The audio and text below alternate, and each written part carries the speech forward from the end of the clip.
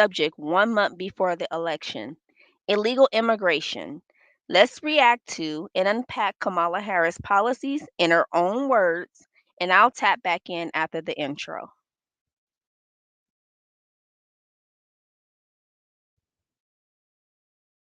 And folks, on the subject of transnational gangs, let's be perfectly clear. The president's medieval vanity project is not going to stop them. This issue is about a vanity project for this president. Right. And it is a problem of his own making. Right. And listen, when I travel this country, folks have plenty enough problems that they need their president to focus on, instead of a wall that, by the way, because I was a prosecutor for many years, including the Attorney General of California, I specialize on transnational criminal organizations. Yeah. That wall ain't gonna stop them. No. Really?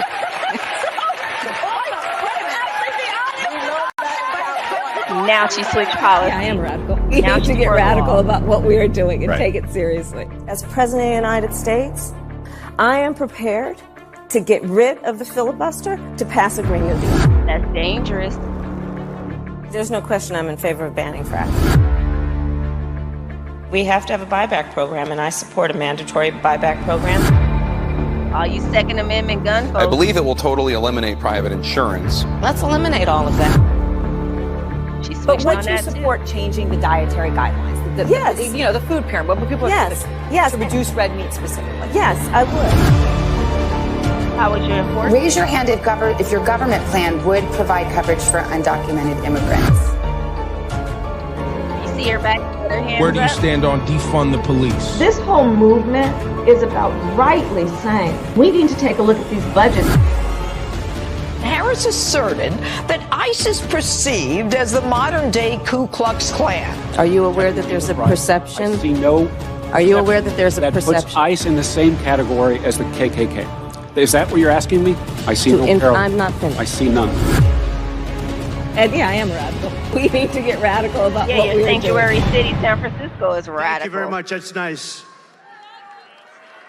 For nearly 4 years, Comrade Kamala Harris has overseen a nation-wrecking border division, flooding our communities with 20 or 21 million, and it could be much more than that. And don't listen to 15 and 16. They You're way underreport the gone. numbers. Those days are gone. 20 million illegal aliens from 158 different countries as of now.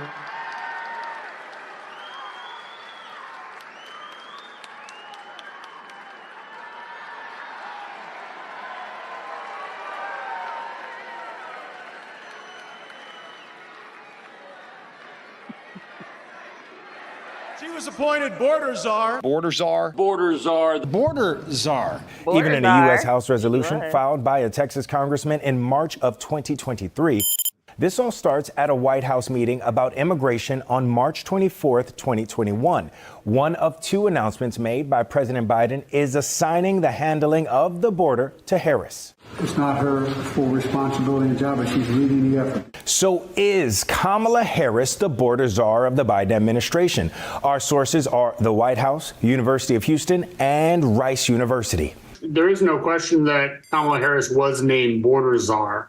However, I think there is some doubt regarding what actual influence she's had on Biden Don't shoot her administration no border bail. policy No, she over was the course of the responsible. past Don't 3 shoot her the years. bail. Rice University professor Mark Jones adding it is Homeland Security Secretary Alejandro Mayorkas who's actually running the day-to-day operations at the border based on the Biden administration's policies. All right, coming up, illegal migrants are replacing U.S. citizens all over America. Remember when they New told York, you that was a conspiracy Chicago, theory? Violent gangs Blue are taking State, over communities. Blue Our expert City. border panel is here to explain how the Harris-Biden administration is putting American lives at risk. It is our undocumented immigrants that are the least likely to commit a crime. Police report as many as 75% of the people they've arrested in Midtown Manhattan for assault, robbery, and domestic violence are illegal migrants. Police have tracked down a killer whose crimes span the country. Rachel Marin was dragged from a hiking trail in Maryland where she was raped and murdered. Police say Brandon hear from her Ortiz mother. Vite used a handgun he bought illegally to shoot Ruby Garcia multiple times on Friday. The prime suspect charged in Laken Riley's murder was 26-year-old Jose Antonio Ibarra. He illegally entered the United States back in 2022. A Texas grand jury indicted Rafael Govea Romero. He's accused of attacking 16-year-old Lisbeth Medina by repeatedly hitting her head and stabbing her. So let's get our notions together about what we're talking about.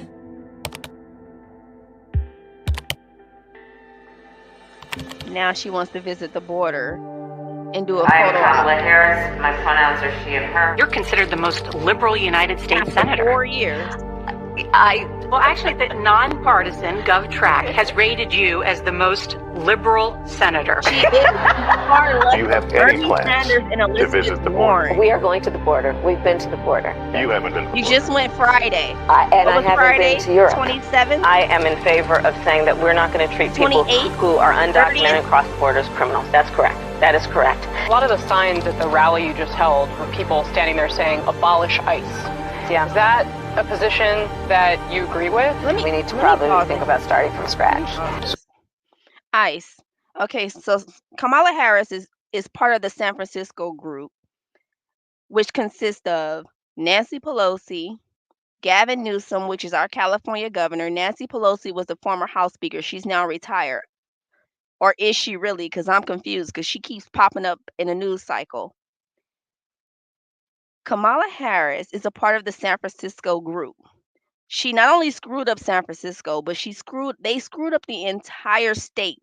They made I'm from California, born and raised. They made this state a once beautiful state. They made it a sanctuary state, not just a sanctuary city.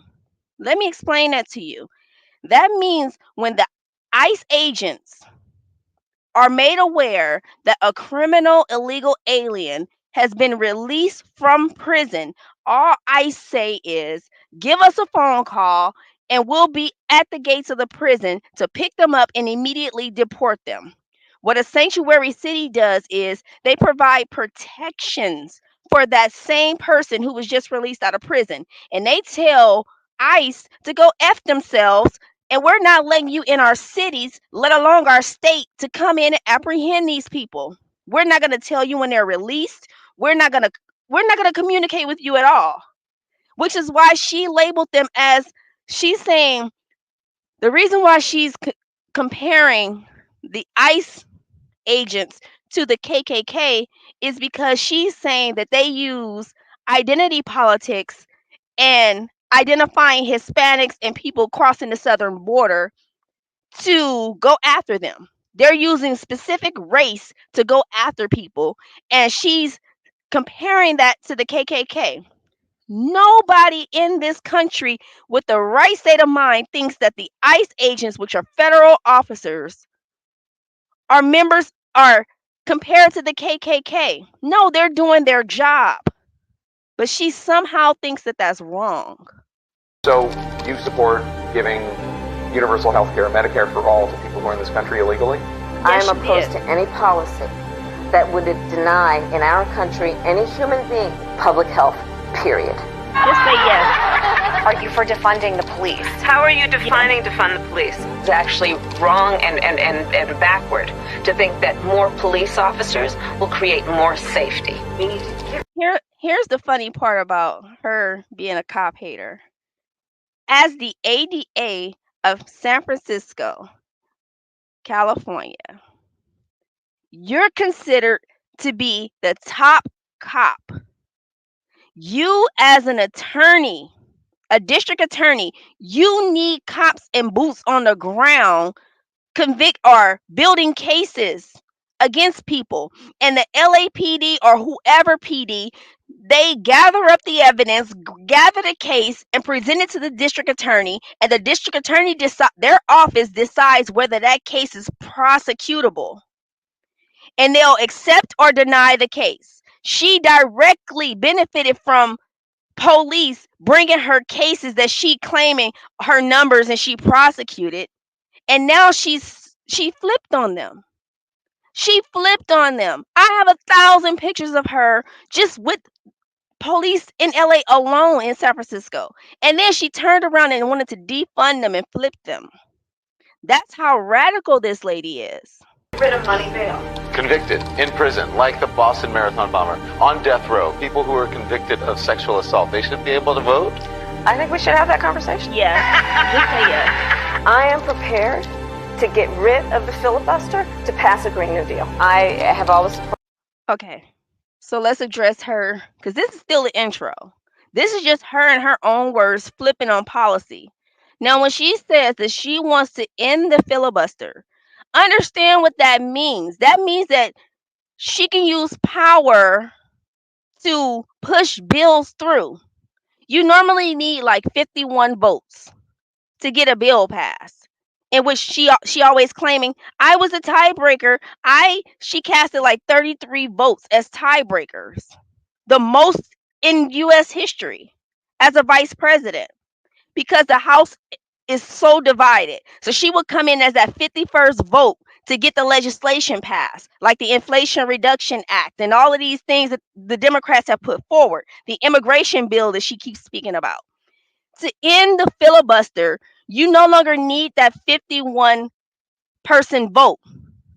Now you need 60. If it's filibuster, you need 60 people. So you need those additional 9 people to come in and support that bill in order for it to get passed. She's saying, I'm going to toss out the filibuster, which will require 60 votes instead of 51, and I'm just going to push the bills through. You know how dangerous that is? There's a reason why a filibuster is in place, so that no one man or no one woman can have all that power and just push things through without at least trying to be bipartisan about the situation, both sides working together. She just said, I'm going to get rid of it and I'm going to push whatever I want through. And we've all known her policies to be radical. This is crazy.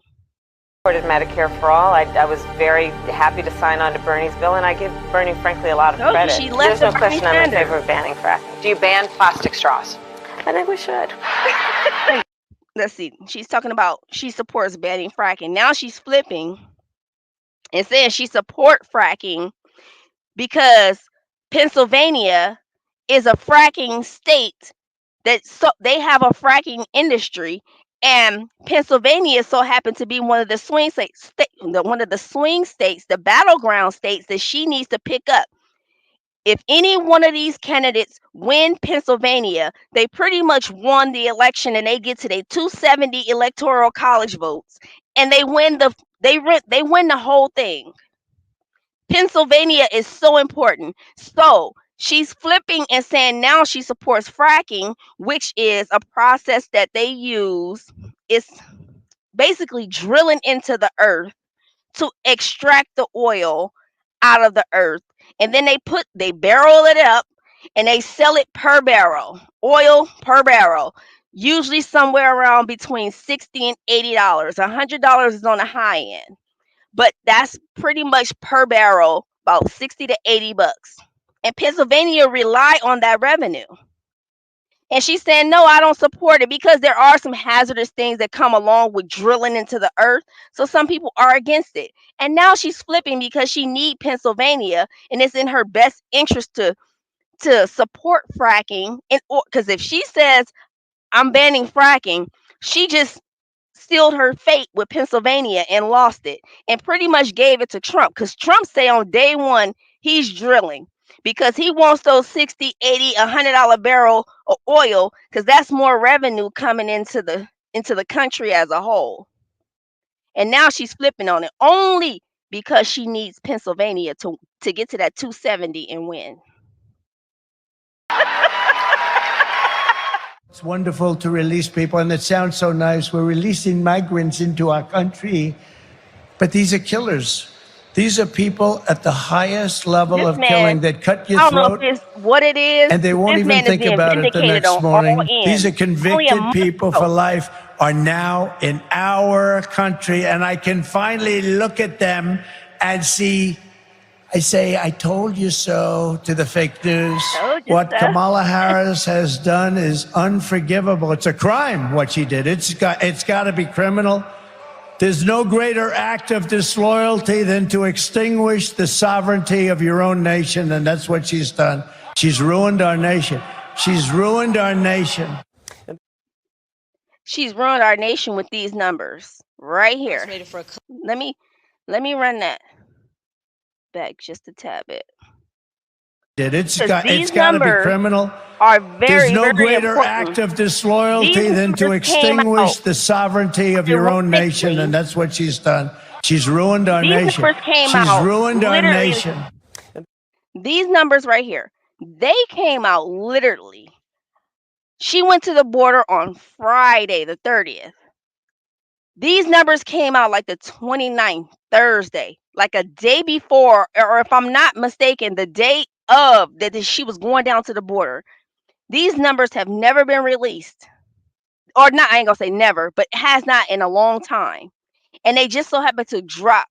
It's like somebody, well, it says these numbers were given by the ICE director, the deputy director of ICE, which directly tells you, because ICE, they endorse Trump, and she's saying she got the support for Trump, but that ICE director, he like, I cannot sit back and not let these numbers get out there and let people vote without knowing what she has done to this country. Because let me tell you, being sanctuary cities and states, they oh my God, they do not support ICE whatsoever. They have vilified them, demonized these people. And so ICE is not on her side. And they're like, I'll be damned if I don't let these numbers get out before this woman is elected. A month and a couple days out of the election, and these numbers drop. Trip off of this. 13,000 convicted of. This means they were convicted in their own home country, and they were still allowed to come into this country. 15,000 with just assault alone. And then a total of nearly a 500,000. And that does not even include the gotaways. Gotaways are the ones that it's over 2 million. They say 2 million. But if they say 2 million, you might as well say 4 million. They don't know how many, how do you know how many got in or got away if you never encountered them, or you never detained them? How do you know? But these are directly under her administration. 13,000 homicides. These are convictions, meaning they went to court, they got their time, it's on their record. And these are the people that she's protecting.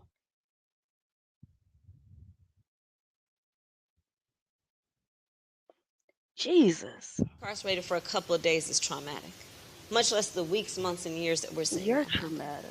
And so part of my plan is also a reduction of that. And then also, again, what we need to do about demilitarizing our schools, and taking police officers out of schools. We need to deal. And then she'll be the same one that'll say, and go out there and pretend, rub the back, and empathize with parents who lost their kids to mass or active shooters in the school, because y'all do know that number is ticking up. They're not slowing down, they're growing.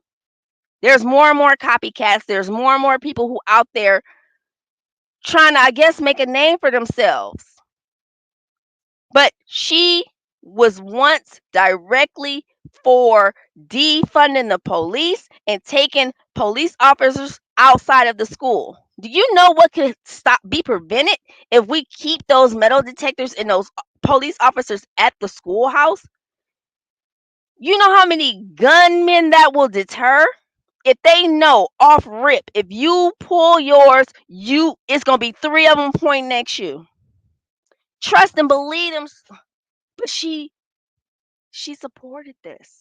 She's flipping on all this stuff now, because this was 2020. We talking 4 or 5 years later. Now she's flipping on all these policies. I put these in here specifically so you could hear this woman in her own words flip on policies. When you hear her talk today, she talking as if she never supported any of this. But this is the beauty of technology. This is the beauty of the internet. It's on the internet forever, and she could not delete it. She's trying to run from herself and separate herself from the Biden's administration policies. But, sweetheart, we have all of this evidence on tape of you laying out specifically what you will and will not do. She cannot walk this back. With people like me, she cannot separate herself from this stuff. It's on you. It's on your jacket. Like they get these medals and badges of honor.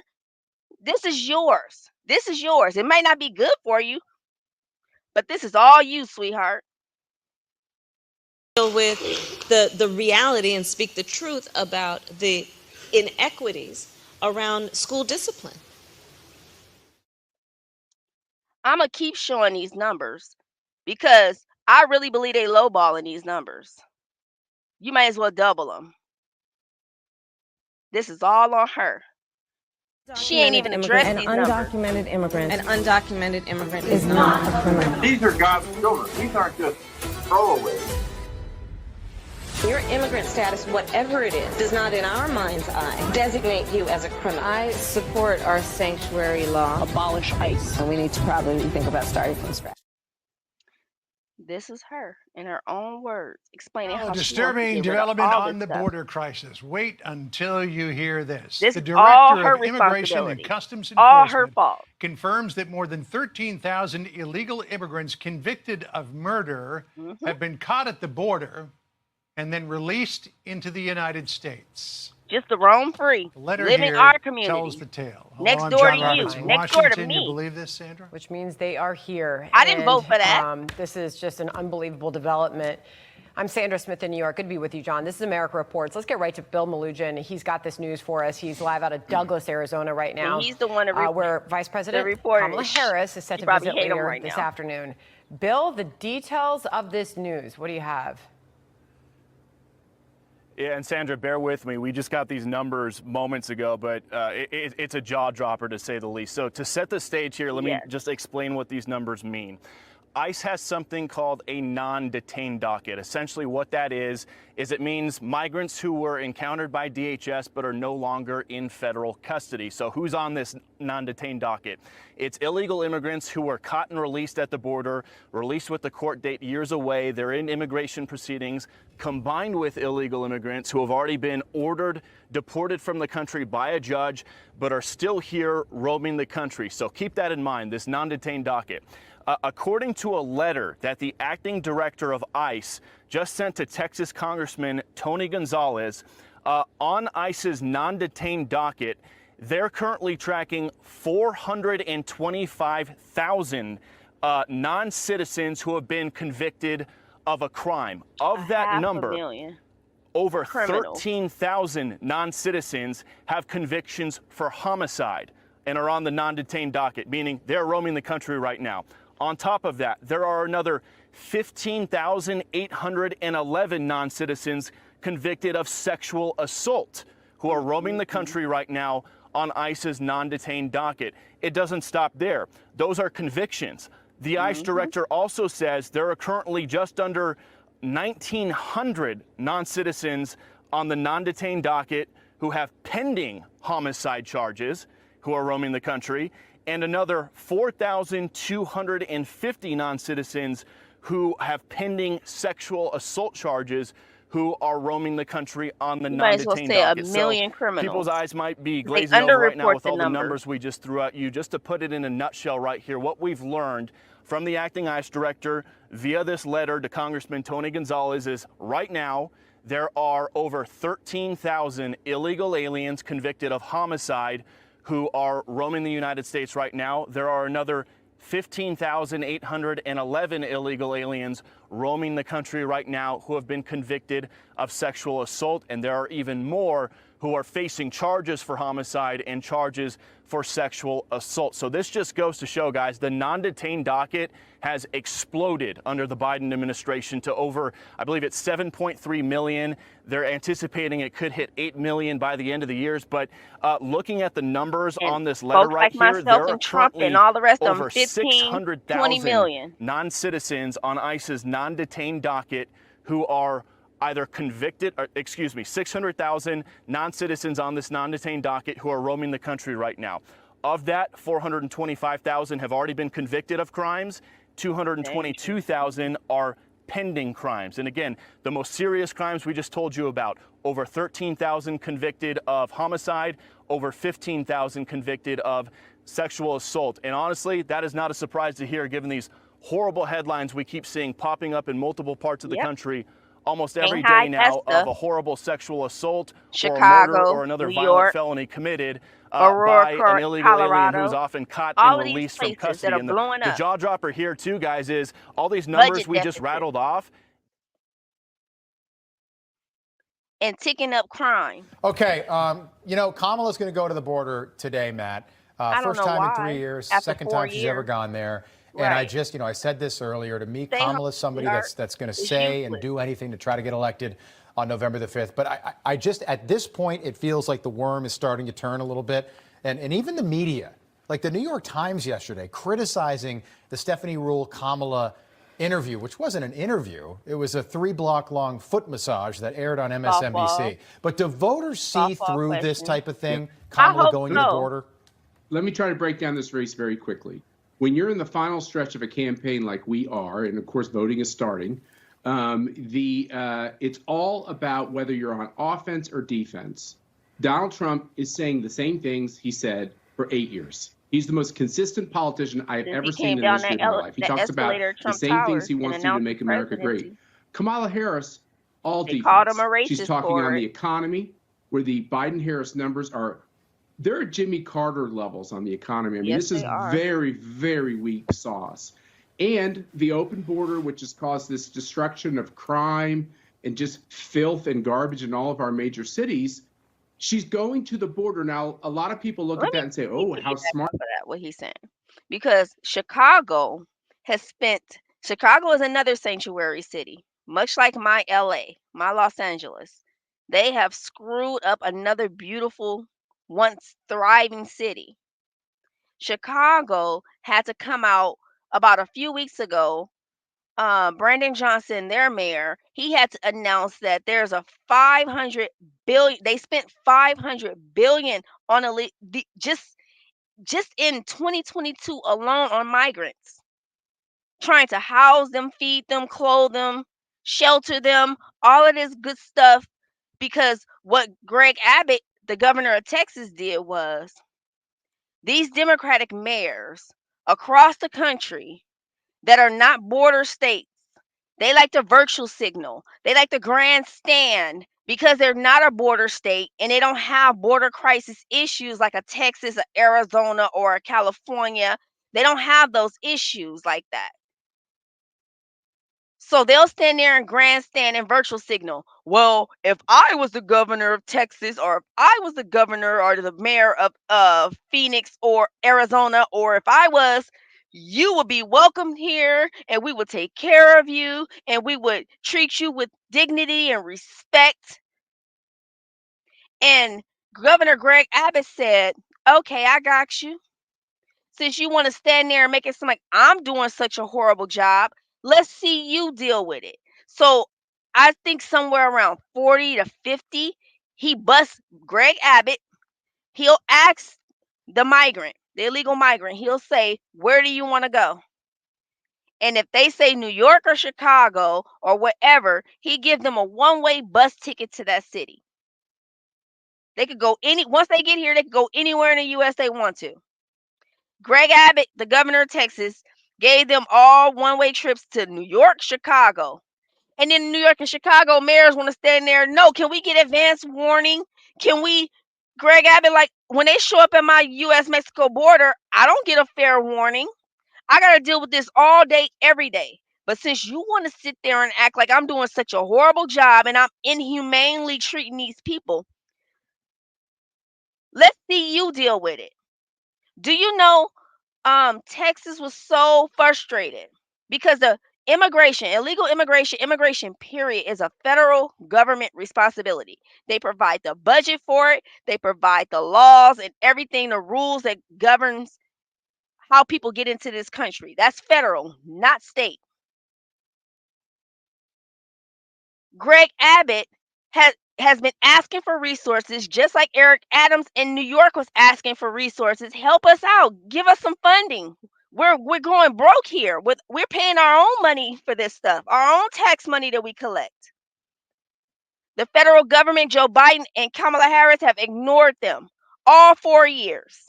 Ignored them. So Greg Abbott in Texas, governor, he said, okay, all of the little gaps in the border fence, we're going to seal those holes up with barbed wire and use whatever mechanisms we could use to stop this flow of people coming into our country. We cannot do this anymore. We're at capacity. Do you know Joe Biden and Kamala Harris administration sued the Texas government for putting up barbed wire to try to stem the flow of immigration flowing into their state that they are dealing with on an everyday basis? The federal government sued Texas because Texas wanted to stop the flow. They said, no, let them continue to come in. We're going to sue you because this is inhumane. This is what Joe Biden and Kamala Harris did. Like he was doing something wrong, and all he's trying to do is protect his state and his citizens. This is, it's not smart. It's near desperation. If she can't find messaging and policies around the economy, which she can't, if you saw her speech at the Economic Club of Pittsburgh, her number one word was inspirational. She's doing this joy thing. Guess what? This doesn't work for the economy. You actually have to have policies.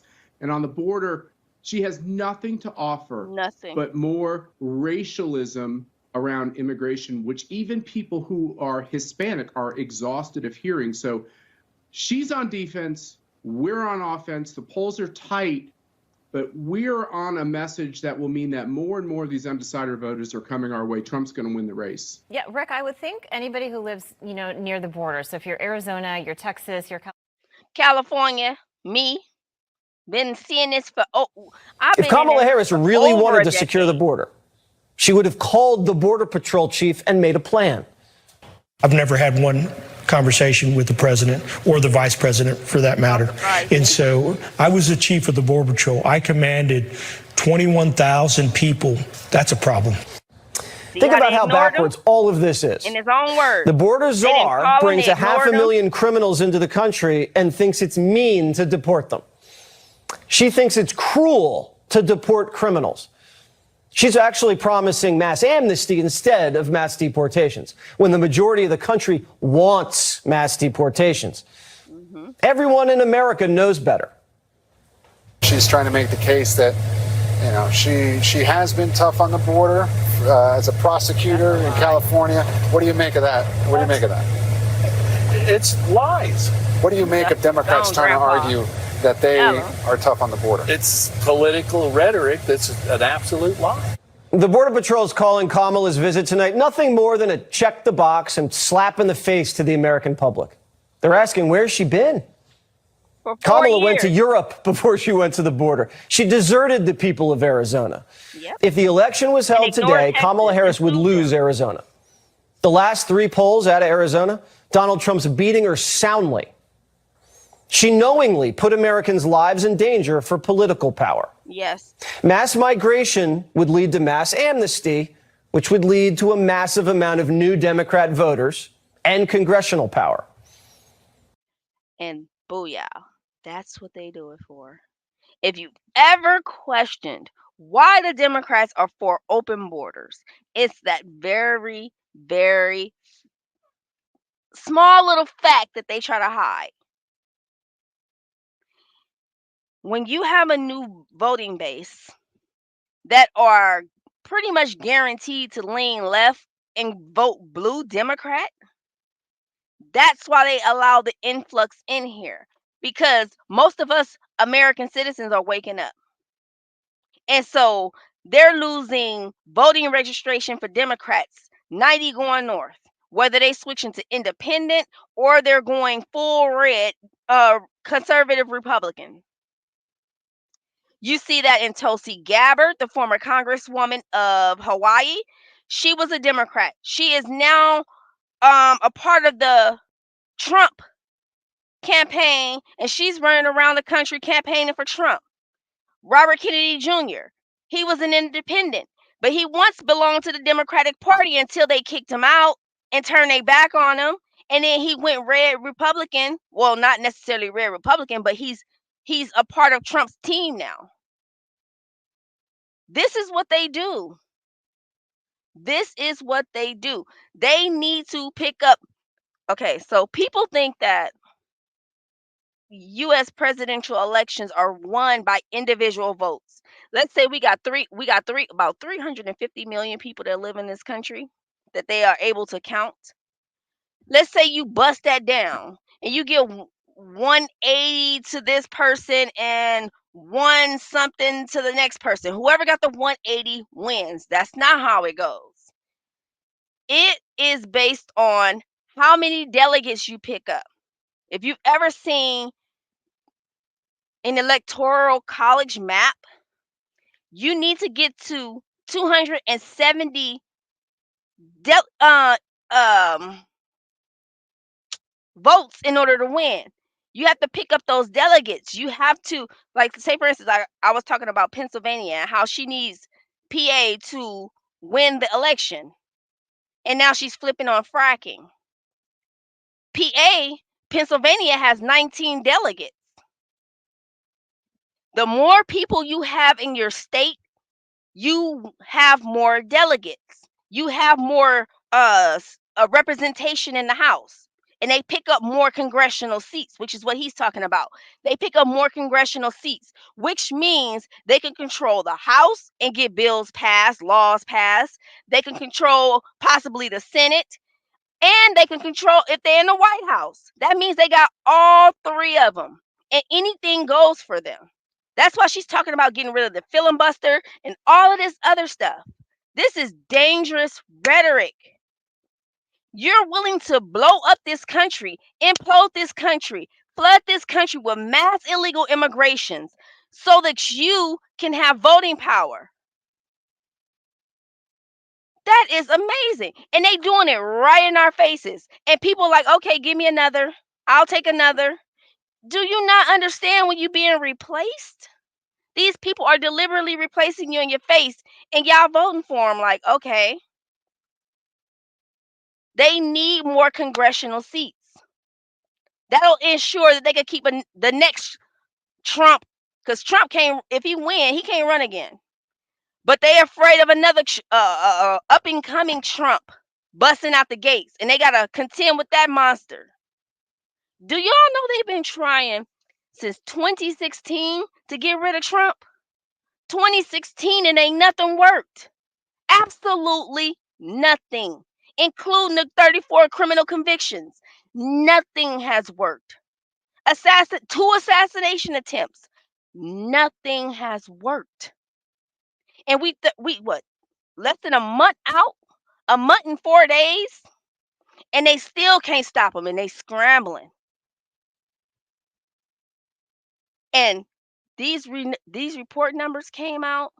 They don't know what to do with themselves. Now they're claiming these numbers are a lie. And this is that and the third. No. If anything, these numbers are underreported. And I can promise you, you can times any of those numbers times 2 and get close to the actual number. This lady. Americans have died and will continue to die because of this reckless political gamble. Yes. Kamala Harris has blood on her hands. And I know the American people will never, ever elect someone like that as president of the United States. I just wanted for a moment to speak about Teresa. We had some time together backstage, and You know, I think that in moments of crisis, such as the fentanyl crisis, there are people who, through their suffering and their pain, rise with courage in such a selfless way to be a voice for others with the anticipation and the hope and the hard work of hoping that their story will be the reason other people don't have that story. While she's rambling on about nothing, let me remind you guys that just what earlier this year, Mexico had their own election. And I'm gonna keep this specifically to Mexico because that's where the influx come. I mean, there's more people coming from Asia and all that now, but in the Middle East. But I'm gonna keep my focus on Mexico. Just earlier this year, Mexico elected their first female president to office. Are we forgetting that? She's running the country right now. She's running the country as we speak, and she beat out 22 candidates. And it says something like a majority of them were murdered, and she still rose to the top. Claudia Pardo, yes, she's the president of Mexico as we speak. So you'll have not only one female controlling a very important nation. Well, we're a superpower. We're like the most important. We run the world for the most part. I don't care how you slice it, dice it, if you don't want to accept it, whatever. But the United States controls the world. Vladimir Zelensky just said that at the United Nations, all of this great stuff. He said, y'all the leaders. That's why I'm here. That's why I'm campaigning. That's why I need to talk to both people, both candidates, because y'all run the world. Y'all run everything. So just keep that in mind that Mexico also has a female president, their first ever in history. And you sharing your story about Jacob and your advocacy on why we have to stop this scourge is so incredibly important. And again, I applaud Teresa, and I know we all do. And our need to stop this issue is one of the reasons that we are all here together today. No, I'm here because of these numbers. And you lying. I just want to for a moment speak about Teresa. We had some time together backstage, and you know, I think that in moments of crisis, such as the fentanyl crisis, there are people who, through their suffering and their pain, rise with courage in such a selfless way to be a voice for others with the anticipation and the hope and the hard work of hoping that their story will be the reason other people don't have that story. And you sharing your story about Jacob and your advocacy on why we have to stop this scourge is so incredibly important. And again, I applaud Teresa, and I know we all do. 20s and 30, hundreds of stories with people who were killed by illegal immigration.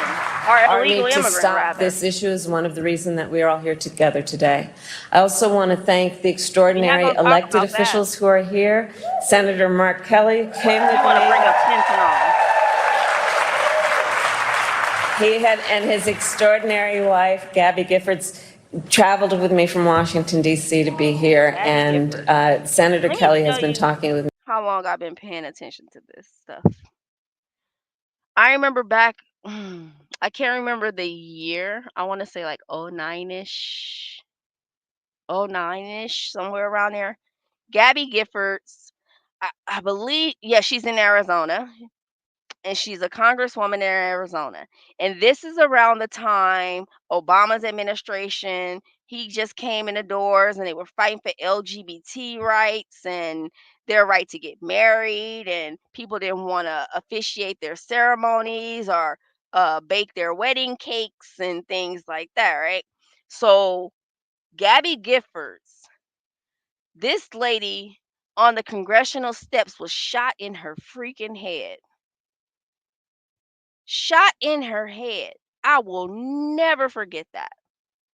And her husband, he's a twin, and he's an astronaut. I'll never forget these people. And I remember they welcomed her back to the floor and all of this great stuff. So that's a little backstory of why she's probably bringing up Gabby Giffords, because she's a very fierce woman. She survived a headshot, literally. That lady's a true warrior in my eyes. She took a bullet directly to her head. Me for quite some time about the importance of this visit. And so I thank you in front of all of our friends for your work. Thank you. And give you a F for your. You failed.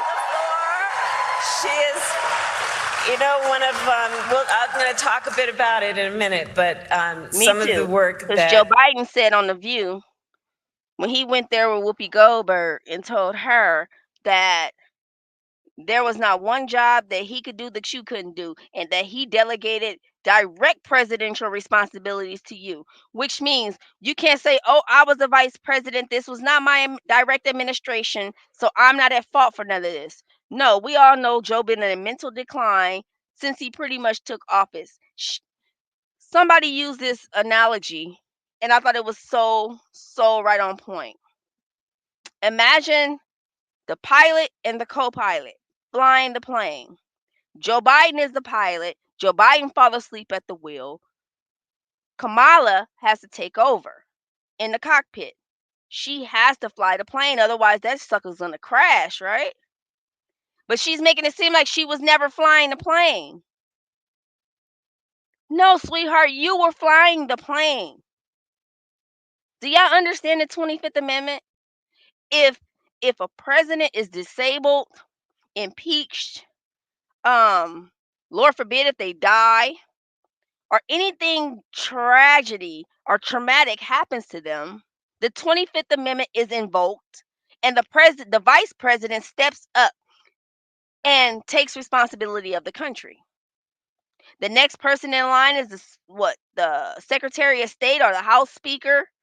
It goes down chain from there. That means all of them, something bad had to happen to all of them, and it works its way down the chain. She was flying the plane. That motherfucker crashed. She was flying it.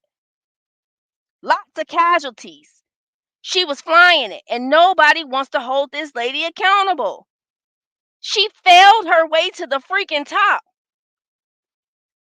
Joe Biden saved her in 2020. She didn't pick up not one vote, not one delegate. I just explained the delegate process to you. Each state has a certain number of delegates that says, I'm a congressional person. I support you. You have my delegate. Nobody, not one person, voted for her. Not congressionally, and none of us American citizens. Nobody voted for her. She failed her way to the top. She dropped out embarrassingly. She was the first one to drop out before the Iowa primary. She went home in embarrassment. Joe Biden, dumbass, called her and said, I selected you as my VP.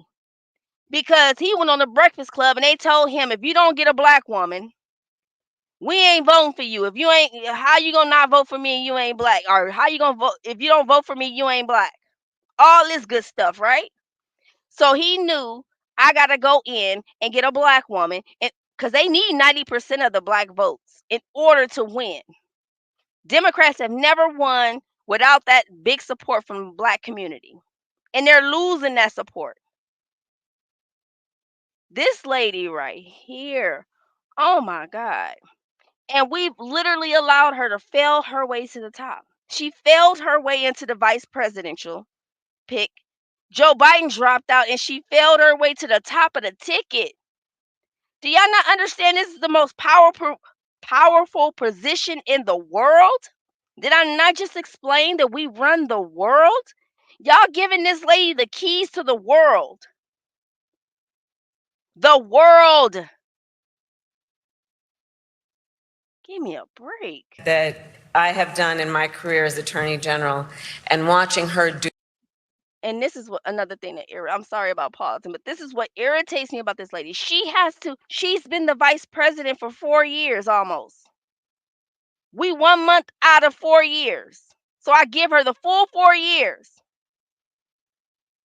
And she has to spin all the way back. She has to spin the block all the way back to when she was in California as the attorney general. Not even the attorney general. She goes all the way back to when she was a prosecutor. Before she was a prosecutor first, then she was the attorney general of California, then she became a United States senator representing California, then she became the vice president. Now she's at the top of the freaking ticket.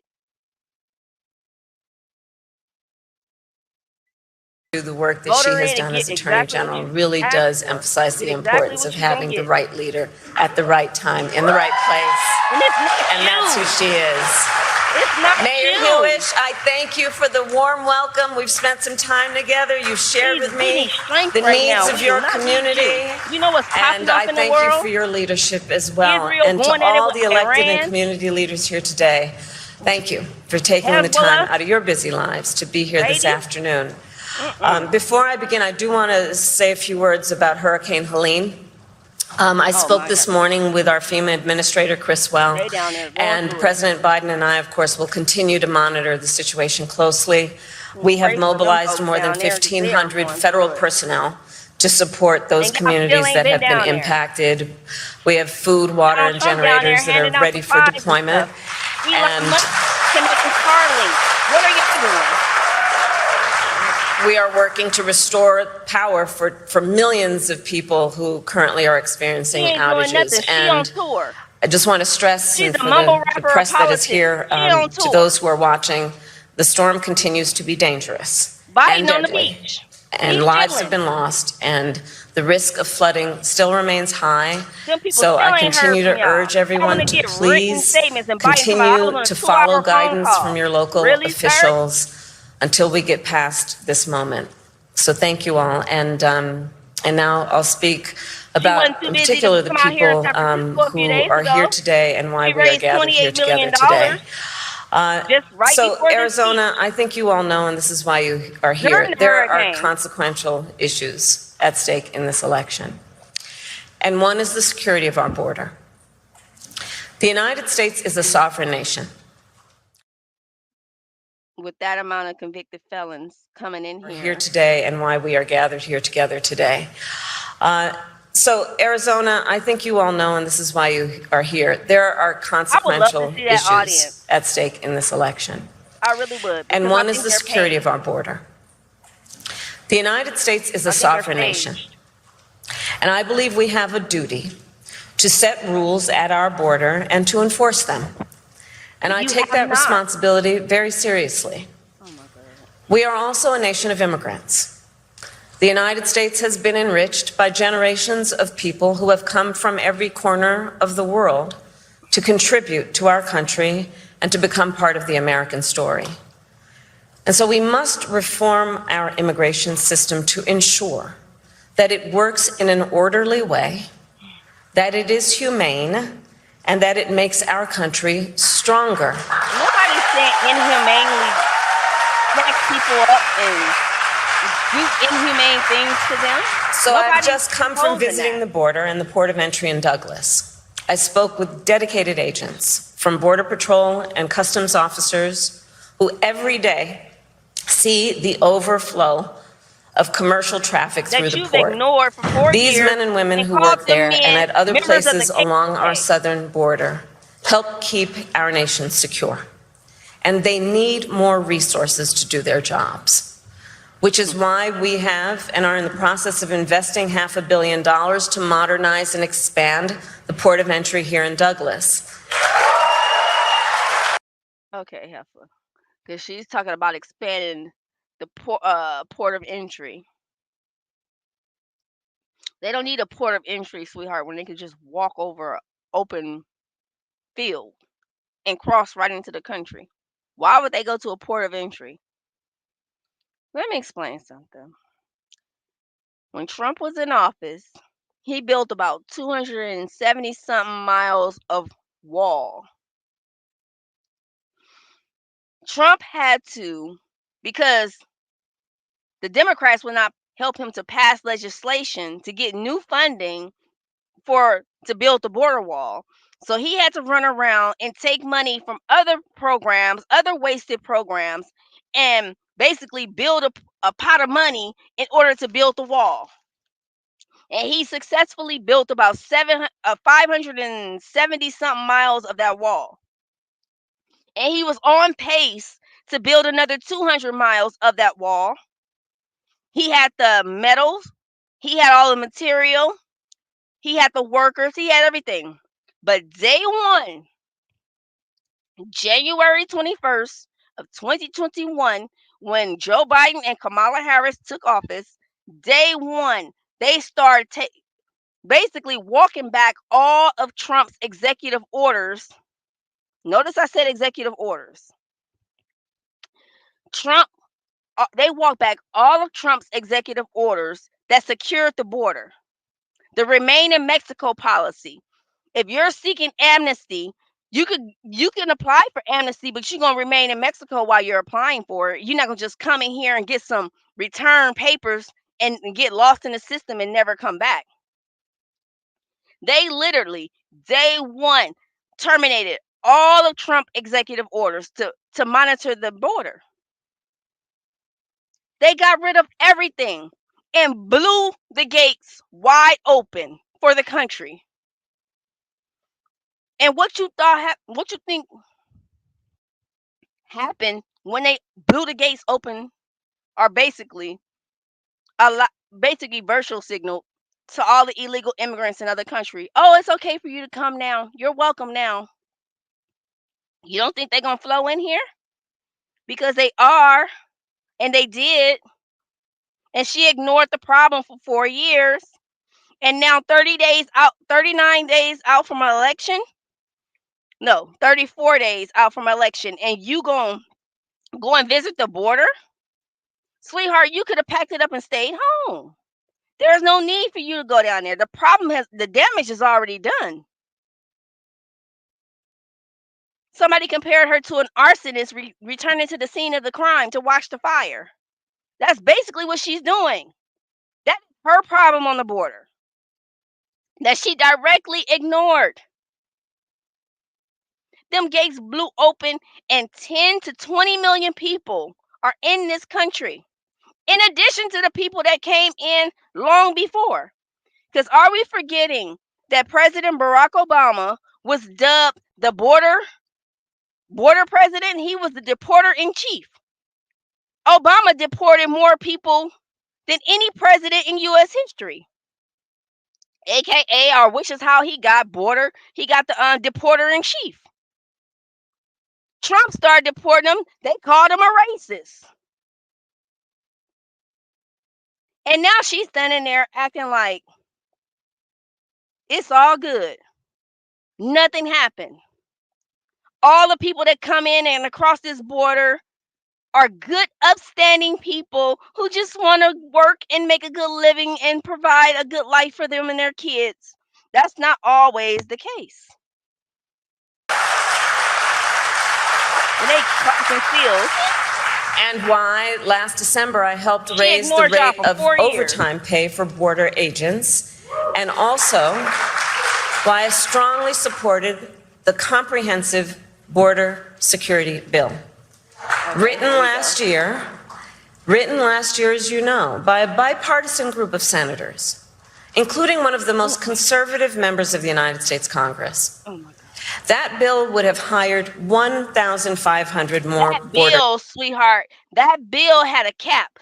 It was like, we're not closing the border until we hit a maximum capacity of 4,000 illegal immigrants crossings per day. And then we'll shut the border down. What's the point of hiring 1,500 more border ICE agents if all they're going to do is process them and release them? Process and release. Process and release. And she keep hollering about, oh, it takes 2 years. It takes a long time to get your return date to see an immigration judge. And she making it seem like she could just wave a magic wand and will magically. Border Patrol agents are a lot more abundant than immigration judges and lawyers. That's a higher education that you must and have to go through. There's different types of lawyers: criminal, family, civil, and immigration. They're specifically solely practicing immigration laws. And those are the immigration judges and the immigration lawyers. Their caseloads are sick. They are swamped with cases, which is why they get a long 2-year date to return back to immigration court, because the system is so backlogged. You can't just wave a magic wand and magically have an additional group of immigration lawyers and immigration judges. That takes higher education. That takes residencies and practices and and all types of stuff. Them people don't just come by the dozen.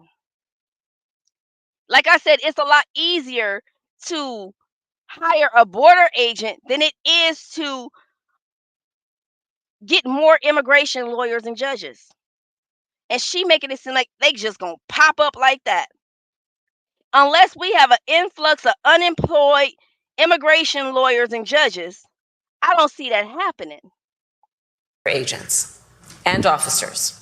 It would have paid for 100 inspection machines to detect fentanyl. What about the wall, sweetheart? The wall is the best defense. The wall, sweetheart.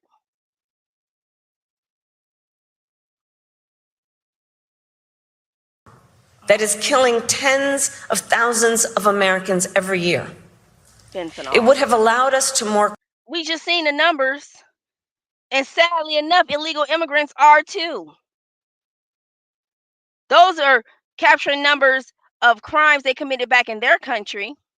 And I listened to a different border agent talk yesterday, and he said when they get to the country, they're not even checking their past criminal records against other countries' databases and systems. They're checking it against the United States databases and systems that they have access to, which is not going to say, oh yeah, they're a convicted criminal, because they have no records here in the United States. Their records are at home in their home country. And the United States have no way of tapping into that system to find out what their record is. So when they process, they say, oh, we're processing and we're vetting. They're vetting them through our system, which, of course, if they never came here and committed a crime, then they're not going to pop up in the system. But they could be a whole hardened criminal in their home country. But we just let them in. And she talk about this border security bill that they only introduced recently. Don't let this lady sit here and make it seem like, oh, it's been there the whole 4 years. No, they just introduced it to make it look like they were tough on the border and doing something about the border crisis, because New York is blowing up, Chicago blowing up, and now those mayors, specifically Eric Adams, was calling out the federal government and Joe Biden for not helping and assisting. But let me tell you what the security border bill, because she say, oh, it'll put 1,500, it would have put 1,500 new agents, but Trump called up his congressional friends in Congress and said, kill the bill. One man has all that power, sweetheart? I think not. But that border security bill, they have in politics what you call pork inside of bills. That pork is, let's say you have a bill about farming. Or no, let me stick to the border security bill. So the border security bill is a bill that's supposed to address specifically border security, right? They'll throw everything for border security at the top of the bill, and then all the extra stuff they'll hide within the verbiage of the body of the bill, the rest of the bill, and like the 99th page, they'll throw in all this extra pork. And that extra pork that they put in was foreign funding. To 60 billion to go to Ukraine, like 20 billion to go to Israel, and like 10 billion to go between Gaza and Israel, or Gaza and somebody else, for humanitarian aid. That's like $90 billion, almost $100 billion worth of pork that they put in. And the Republicans like, no, these need to be two separate bills, sweetheart. We need to address one bill with immigration and another bill with foreign aid and foreign policy. These two issues has nothing to do with each other. But the Democrats would throw all of this pork in there, hoping that you don't catch it, you don't see it, you don't read it, and you just go ahead and pass the bill. You passing it under the impression that it's a border security bill, but if you had not read the fine print, you would see that it's 60 billion for Ukraine, 20 billion for Israel, all of this extra stuff that don't need to be in the bill. So when Republicans push back on the bill, that's why they push back on the bill, because it was all this unnecessary stuff that had nothing to do with addressing the border crisis. That's why Congress killed that bill. She's not going to tell you all of that, though. She's just going to say, oh, we was going to put more borders agents on the border. Try to play in my face if you want to. No, that's not what happened. Quickly and effectively remove those who come here illegally, and it would have increased the number of immigration judges and asylum officers. How? I just explained. Unless we got an influx of unemployed immigration judges and lawyers, that's not happening. That is not happening. It's a wet dream of hers. It's not happening. It was the strongest border security bill we have seen in decades. Lord it was endorsed by the Border Patrol Union. And it should be in effect today, producing results in real time right now for our country. Let me explain. Okay. She's keep talking about this bill that Donald Trump killed. This bill that Donald Trump killed. He called up his friends in Congress, this one man, and said, kill the bill, and it died, right? Let me explain the difference between an executive order and law. Executive orders are temporary. The president can exercise executive order, which is what Trump did to secure the border, which is what Joe Biden just did in June, trying to pretend like he was tough on the border. And with 6 months left in office, he want to do an executive order. Oh, so you could do an executive order all this time, but you just chose not to. 3.5 years of open borders, and you chose not to. One stroke of a pen, and he could have changed it. But the thing about an executive order is, an executive order, like I said, is temporary, and it can be thrown out when the next administration rolls in. If the next president comes in and say, oh, no, it's going in the trash. Just like I explained about Trump's executive orders to close the bill. Day one, when they got in there on January 21st of 2021, they terminated all of Trump executive orders to secure the border. They did that day one. That was an executive order. That was temporary. A law, we all know laws are more permanent. They're in the books. They're in black and white. They are to be enforced. They are permanent. They did nothing regarding law.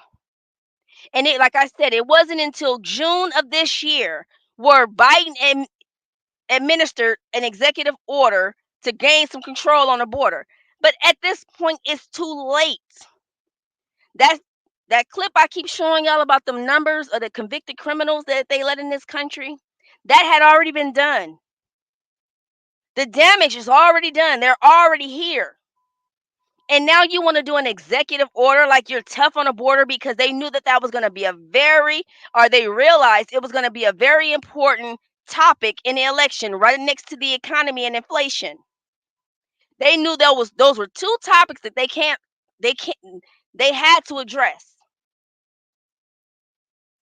And they horrible on both because they screwed up both. The Inflation Reduction Act that was supposed to reduce inflation was $1 trillion, almost $2 trillion bill that caused inflation, which is why we in the situation we in right now, printing money. And you know who was the first to print money? Japan. They created stimulus money for the most part, the idea, the concept. And they exercised that back in the 80s because Japan, as you know, had a disappearing economy. Japan balance sheet of their Federal Reserve is crazy.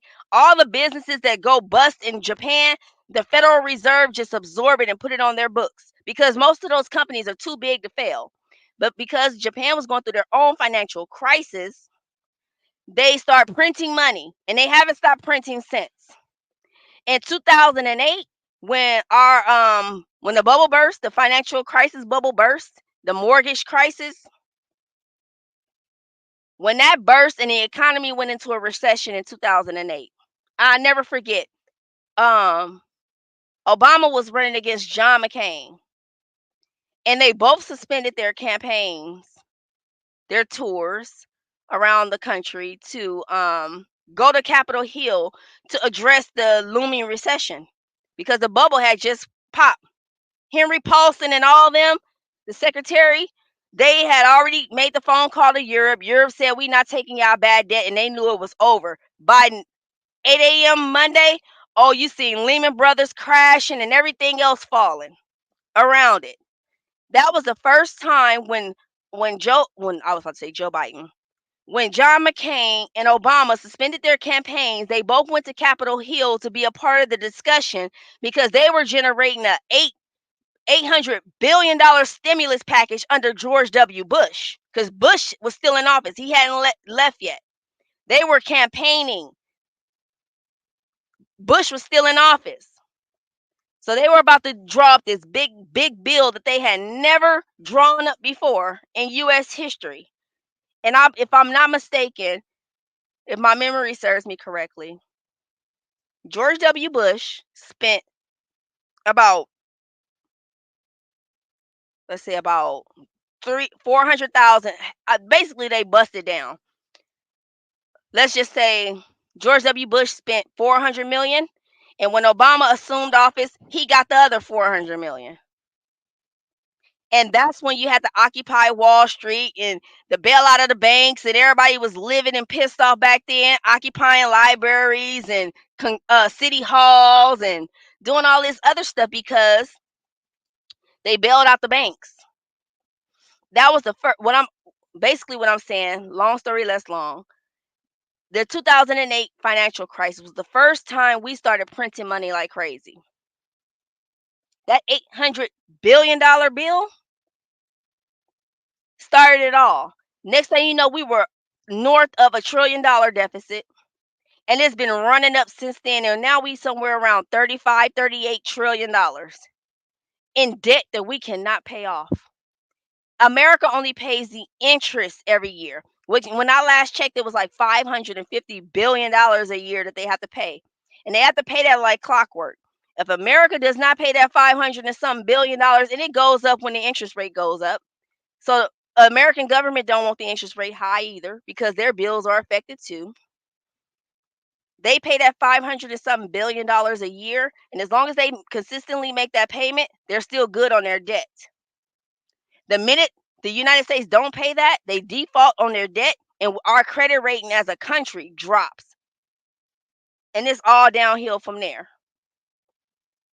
But think about that $38 trillion worth of debt. That's worth of spending, printing money. Then Joe Biden, in order to win Georgia last cycle in 2020, he promised the Georgian citizens $2,000 stimulus checks. And they went out and voted for him. Then when he got in office, he said, "Well, Trump gave y'all 200. Trump gave y'all 1,200. So I'm only approving $600 stimulus checks. And y'all can combine that together for y'all $2,000. So he didn't even make good on his promise. He sold Georgia a bill of goods. And they fell for a hook, line, sinker, and didn't get nothing, pretty much. And they basically, because like Pennsylvania is the deciding factor this cycle, Georgia was the deciding factor last cycle in 2020 with Biden running against Trump. This lady is full of it, man.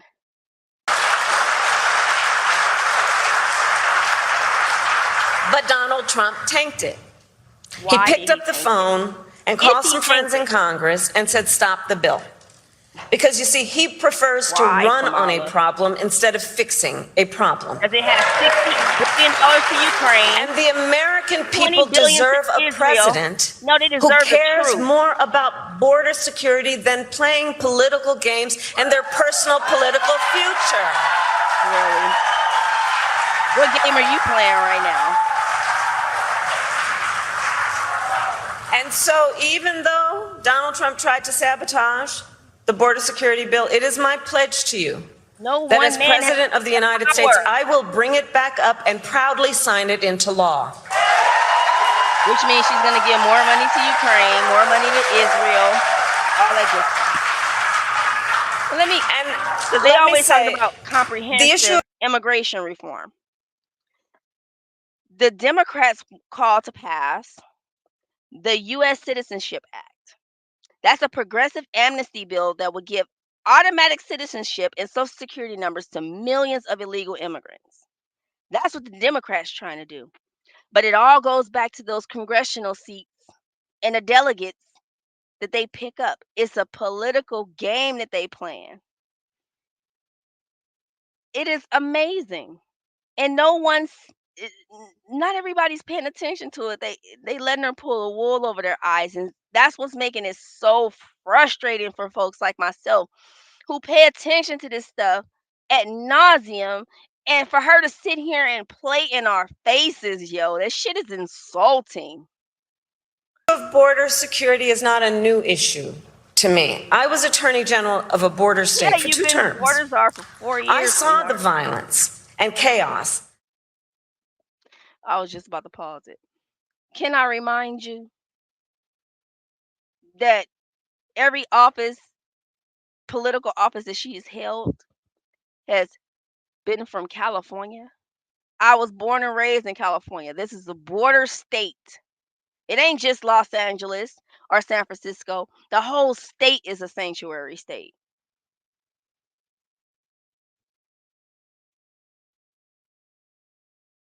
It is my pledge to you that as President of the United States, I will bring it back up and proudly sign it into law. Like I said, she keeps hollering about a bill, a bill, a bill. Fuck the bill, sweetheart. Joe Biden has executive powers that he exercised in June, which was too late. You don't need a bill. Not to secure the border, you don't. You do not need a bill. All you need to do is believe in it as a president, stroke your pen one good time with your signature, and it's done. And it's as good as done until the next person comes into office. This lady is full of shit. Because let me piggyback off of that. They got into office, I keep saying it, January 21st, 2021. They were sworn in, inaugural ceremony, January 20th. By the 21st, they was taking office. 2021, they did nothing. In fact, they did something. They walked back all of Trump's executive orders in 2021 alone. 2022, they sat and did nothing about the border. 2023, they sat and did nothing about the border. Halfway through 2024, until June of 2024, Joe Biden wants to come out and do an executive order. It took y'all 3.5 years to realize this was a problem. Y'all did absolutely nothing. And all it took was the stroke of one pen. That's it. And our headaches, we wouldn't even be having this conversation.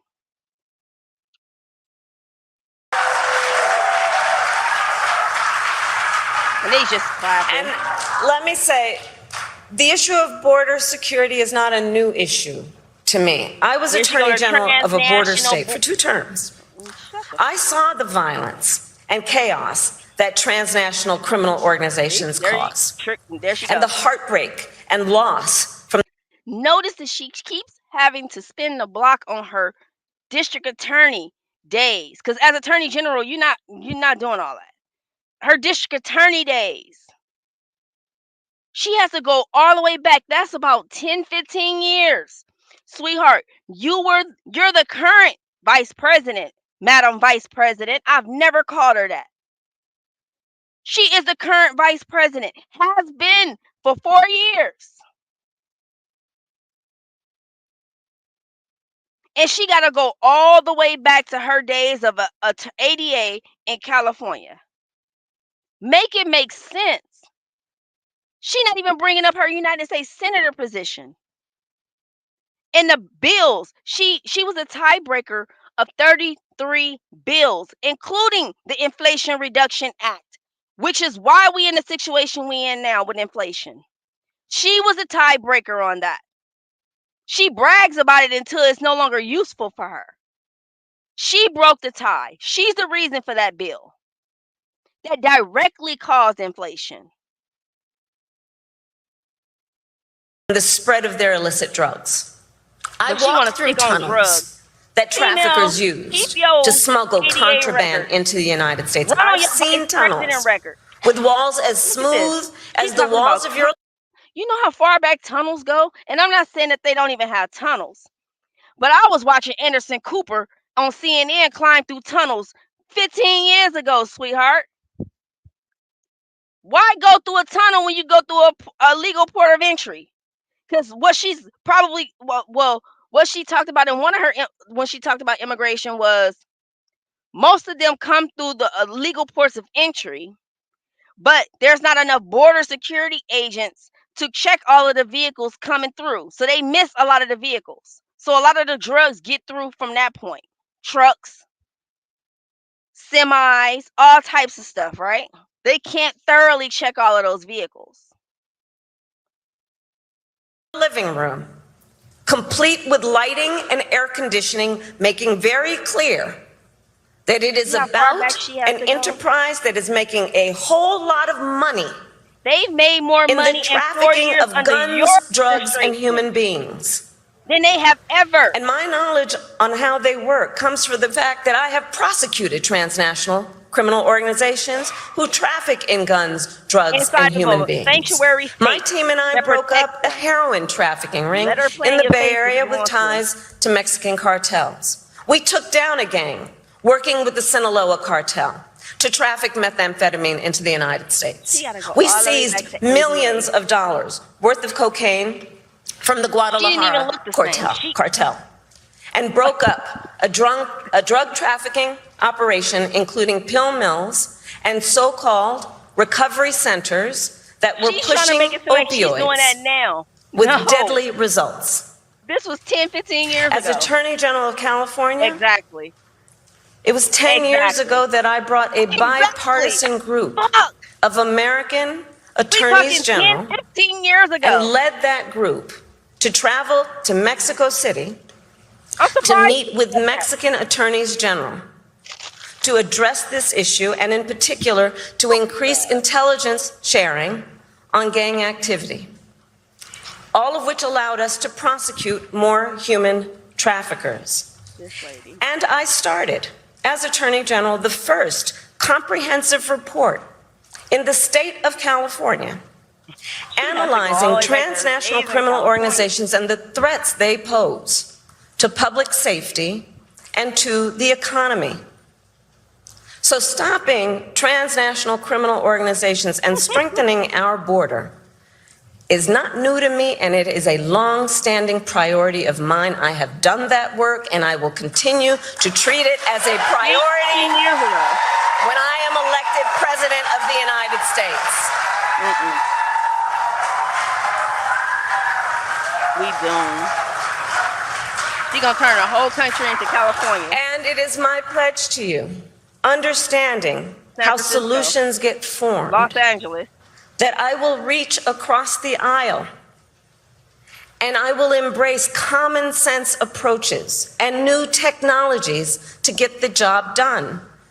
Because I know transnational gangs coming across the border, trafficking. You said it like in her sleep. In guns, drugs, and human beings could care less who somebody voted for in the last election. They could care less. They've got one goal in mind. And it is therefore critically important that anybody who calls themselves a leader would work with other leaders for common sense solutions understanding the pain and the suffering that Americans are experiencing if we don't work together to fix these problems. And look, transnational gangs, one of the things I know about them, they are always innovating. So to disrupt them, we must do the same. And that means, again, working together in real time, grounded on finding common sense approaches, not just about some rhetoric at a rally, but actually doing the work of fixing a problem. Are they seriously clapping? That is so frustrating. And as president, I won't only bring back the border security bill that Donald Trump tanked, I will do more to secure our border. Please don't. To reduce illegal border crossings, I will take further action to keep the border closed between ports of entry. Those who cross our borders unlawfully will be apprehended and removed and barred from re-entering for 5 years. We will pursue more severe criminal charges against repeat violators. And if someone does not make an asylum request at a legal point of entry and instead crosses our border unlawfully, they will be barred from receiving asylum. While we understand that you do understand what a majority of the crisis is. It's people who have passed the word back and along to family members, friends, strangers, whoever. All you have to do is use that trigger word, that keyword, asylum. And the United States has to take you in. That's why Trump had the remain in Mexico policy. You can seek asylum, but you're going to remain where you're at until that claim is processed. You're not going to just come over here and roam for 2 years while we're processing that claim. No, you stay where you're at. Most of the people making that trek across the border from wherever in the world, they are coming claiming to seek asylum, which means you're fleeing persecution in your own country. And if you go back home to your own country, you're going to die. Something is inevitably going to happen to you that will result in your death. And so the United States has taken on the responsibility of taking in those asylum seekers. But not all of them are truthful asylum seekers. They just know to say the word. That's the key to get in the door. They come into the door, they remain here for 2 years, they get lost in the system, and they never return. They are economic asylum seekers. They're coming for jobs under the umbrella of asylum. That's what they're doing. They're exploiting the asylum system, because there's not to say that there are not legitimate people crossing that border that are fleeing persecution from their country. I believe that. They are. But those are small, far, and in between. The majority of them people are economic asylum seekers. They come in specifically to take jobs, earn money. That's it. That's all. It has nothing to do with all that other hoopla she's talking about. They want a job. Many people are desperate to migrate to the United States. Our system must be orderly and secure. We can't possibly. And that is my goal. And that is my goal. I don't care how warm your heart is. It is not possible. Securing our border also means addressing the flow of fentanyl into our communities. I thought she was fentanyl is a scourge on our country. The nature of it as a drug is such that it is highly addictive and it is highly lethal. So much so that using it one time only can be fatal. That's all I have met far too many families, parents, loved ones who have lost a family member, a child, on your watch to fentanyl. On your watch. And their grief is heartbreaking. On your watch. And the devastation caused by fentanyl is being felt from rural communities to big cities. On your watch. It's impacting communities across our country, regardless of where they are geographically, politically, or any other demographic you choose to talk about. On your watch. It's a scourge in our country, and we have to take it seriously. And as president, I will make it a top priority to disrupt the flow of fentanyl coming into the United States. She's not talking about disrupting the flow of people. She's disrupting the flow of fentanyl. That is so frustrating. And I know everyone here understands that most of the fentanyl in America comes from two cartels based in Mexico. Most often, they are smuggling it through vehicles at legal ports of entry, like the one I visited today. The fact is, border officers don't have enough resources and are only able to search a fraction of the vehicles that pass through their checkpoints.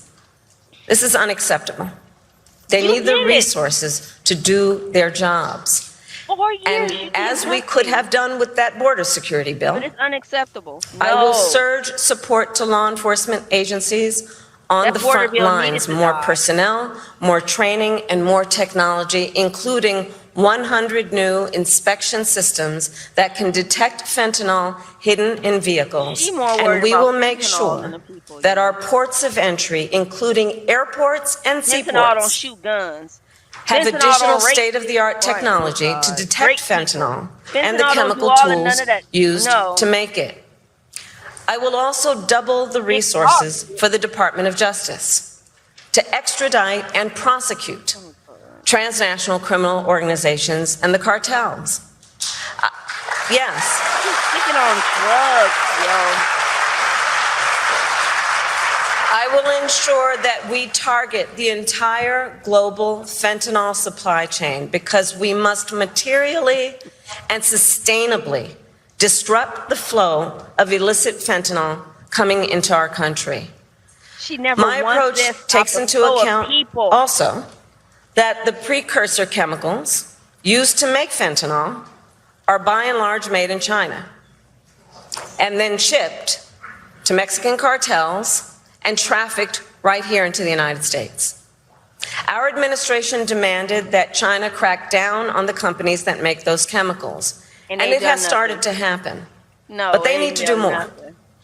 And as president, I will hold them to their commitment to significantly reduce the flow of precursor chemicals coming from China.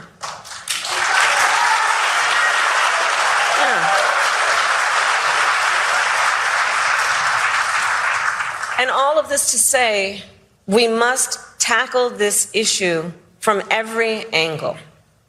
Because our highest charge must be to protect the lives of our people. Did y'all see them numbers? Be to understand the pain. Convicted criminals that have come in this country. And to have the courage I keep showing it for to a know reason. that solutions are at hand if we focus on fixing a problem instead of running on a problem. Same problem that he's been running on since 2015 has come to pass, and it embarrassing the hell out of you and your administration. And on this issue, writ large, we must ensure that our country remains strong and competitive, which includes fixing our broken immigration system. And let me be clear, I reject the false choice. I reject the false choice that suggests we must. Of Rachel Morin, who was killed by an alleged illegal immigrant. She is delivering her opening statement here. Let's listen. Ms. Morin for 5 minutes to summarize her opening statement. Thank you, Chairman, ranking members, and Congressmen. I appreciate this opportunity to tell Rachel's story. It started August 6th, 2023. I was in Kentucky. We had a grandbaby that had just passed away from sudden infant death. We got the phone call, and the phone call went something like this. Hello, Mom? There's somebody here that'd like to speak to you. Okay. Hello? Hello, Mrs. Morin? This is Detective so-and-so. There's no easy way to tell you this. We found your daughter's body. I had just learned a few hours earlier that she was missing. We didn't know she was missing. She went on a trail in our town that's very public, very small, and we've walked it for over 25 years. She grew up walking this trail. an illegal immigrant that was a gotaway from El Salvador had waited for her on the trail.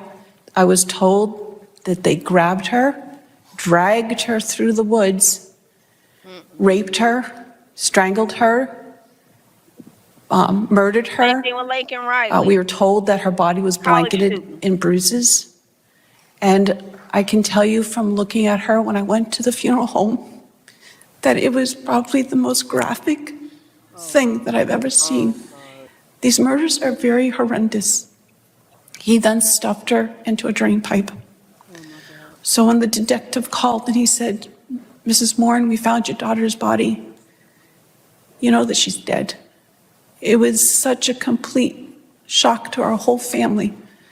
It took 10 months for them to find this a suspected illegal immigrant. They used DNA because this man had attacked a 9-year-old and her mother in Los Angeles. If they had done the border protocols that were in place but was set aside of just a simple DNA swab, they would have known that he had a Interpol warrant for murder in his home country, and that's why he was fleeing to the United States. They say that the borders are safe. We live 1,800 miles away from the southern border. They're not safe. They're not safe. If you have a sanctuary city in your state, you're not safe. Right. I just traveled up to New England. That's where I hail from, so I could just go get some rest. And I was surprised by the amount of immigrants from the Sudan and Congo, tens of thousands that are up there. We have them coming in our northern border. We're not safe. And I just hope and pray that you will listen to what we have to say.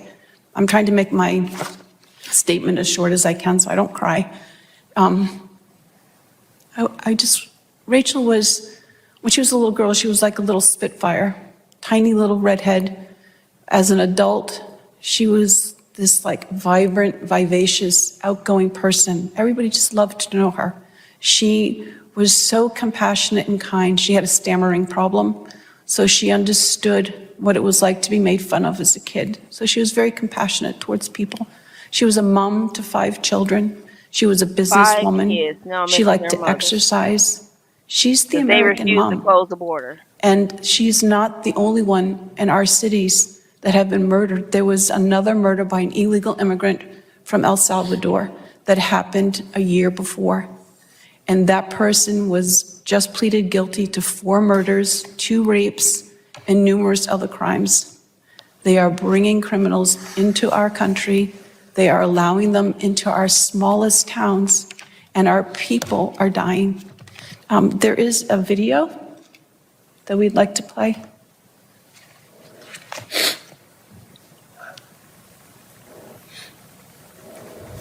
All right, so we will bring you back out of that since we're not able to see this video. But Patty Morin is the mother of Rachel Morin. Very moving. She described her daughter, deceased daughter, as she was the American mom, she said, describing her there as somebody who was very compassionate. And she's highlighting her mother is super courageous, right? She's been a fighter for her daughter in the aftermath of her death. And so this hearing will continue. It's just getting underway on Capitol What she said, we're 1,800 miles from the border, and it came to us. Look at those numbers. That's her responsibility. And on this issue, writ large, we must ensure that our country remains strong and competitive, which includes fixing our broken immigration system. And let me be clear. I reject the false choice. I reject the false choice that suggests we must either choose between securing our border or creating a system of immigration that is safe, orderly, and humane. We can and we must do both. We must do both. Nobody's saying grab out the lasso and go round them all up, but something got to be done. We need clear legal pathways for people seeking to come into our country. That's their goal. And we must make... That's their one true goal. A pathway to citizenship. That's all the Democrats want is a pathway to citizenship. They are trying to grant 10 to 20 million people and more a pathway to citizenship. Keep that in mind. Our current system work better. For example, it can take years for asylum claims to be decided. Well, this is a problem we can solve, including by hiring more asylum officers and expanding processing centers in people's home countries. And as president, I will work with Congress to create, at long last, a pathway to citizenship for hardworking immigrants who have been here for years. That's our number one goal. And deserve to have a system that works. So what she's basically saying is, you can break the law, come here, just wait a few years, I have met, and you'll be good. With so many of our dreamers criminally crossing the border when they came. Who have grown up in the United States, were educated here, pay taxes here, serve in our military, and contribute to our communities every day. They are American in every way. Where he was trying to protect the dreamers. But still, they do not have an earned pathway to citizenship. And this problem has gone unsolved at this point now for decades. The same goes for farm workers, who ensure that we have food on our tables and who sustain our agricultural industry. And they too have been in legal limbo for years because politicians have refused to come together to fix our broken immigration system. Well, as president, I will put politics aside to fix our immigration system and find solutions to problems which have persisted for far too long. For far too long, we have all known this is not working as it can and as it should. And so, as I said at the beginning, these issues are highly consequential for our nation. And the contrast in this election is clear. For our nation. It is a choice between common sense solutions and the same old political games. Oh, wow. In the 4 years that Donald Trump was president, he did nothing to fix our broken immigration system. Seriously? He did not solve the shortage of immigration judges. He did not solve the shortage of border agents. He did not create lawful pathways into our nation. He did nothing to address an outdated asylum system and did not work with other governments. Challenge. As overdoses went up during his presidency, he fought to slash funding for the fight against fentanyl. And what did he do instead? Well, let's talk about that. What are you talking about? He separated families. He ripped toddlers out of their mother's arms. Really? Put children in cages and tried to end protections for dreamers. He made the challenges at the border end worse. Obama's DACA, and Obama was the deporter-in-chief. And he is Obama still deported the most fanning the flames of fear and division. And let me be clear, that is not the work of a leader. Let me be clear that the Democrats are the ones who run their campaigns on fear. Fear that they're going to take away your abortions, your abortion rights, your right to over the say of your own body. Like, they do that. Calling Trump a racist for the last 8 years. They made this man the most racist man in America. And I could argue a million points that Trump ain't got a racist bone in his body. How did they run with that? Because when he stepped off that Trump Towers escalator and announced his run for presidency in 2015, he came out on the platform of illegal immigration from Rip. He came off the escalator. That was one of the first things he said. That was what he presumed to be one of the biggest issues. And call it prophesizing or whatever, but here we are in 2024, 9 years later, and it comes to pass. But he had to get everybody turned on him. Oprah was his friend. Hillary Clinton, for crying out loud, was his friend. Hillary Clinton attended Ivanka Trump's wedding, and Donald Trump attended Chelsea Clinton's wedding. This is how close these people were until he decided to run for president. And they made him the public enemy number one in America. They turned his whole Make America Great Again movement, which is restoring America back to its fundamental principles. And it wasn't, they made it seem like, oh, pumping fear. Like he's going to take us back to slavery. How did y'all get that out of Making America Great Again? He's talking Reaganomics. He's talking a prosperous America, money in your pocket, the ability to invest, the ability to save, hell, the ability to buy properties. Money is too expensive to borrow right now. Well, Jerome Powell just pulled a political move and lowered the interest rates 50 percentage points. And I think that was highly political. He's been fighting inflation for 4 years. And all of a sudden, the economy's doing so good and so great. A month and a half before the most important presidential election in recent history. In all of our lifetimes, for sure. Obama, definitely at the top of my list. But this right here, y'all have to understand how I've been watching this man for many, I'm talking Donald Trump, for many years. I watched this man box out, eliminate about 20 something Democratic candidates in 2016. They even had they token boy Jeb Bush Jr.'s little brother.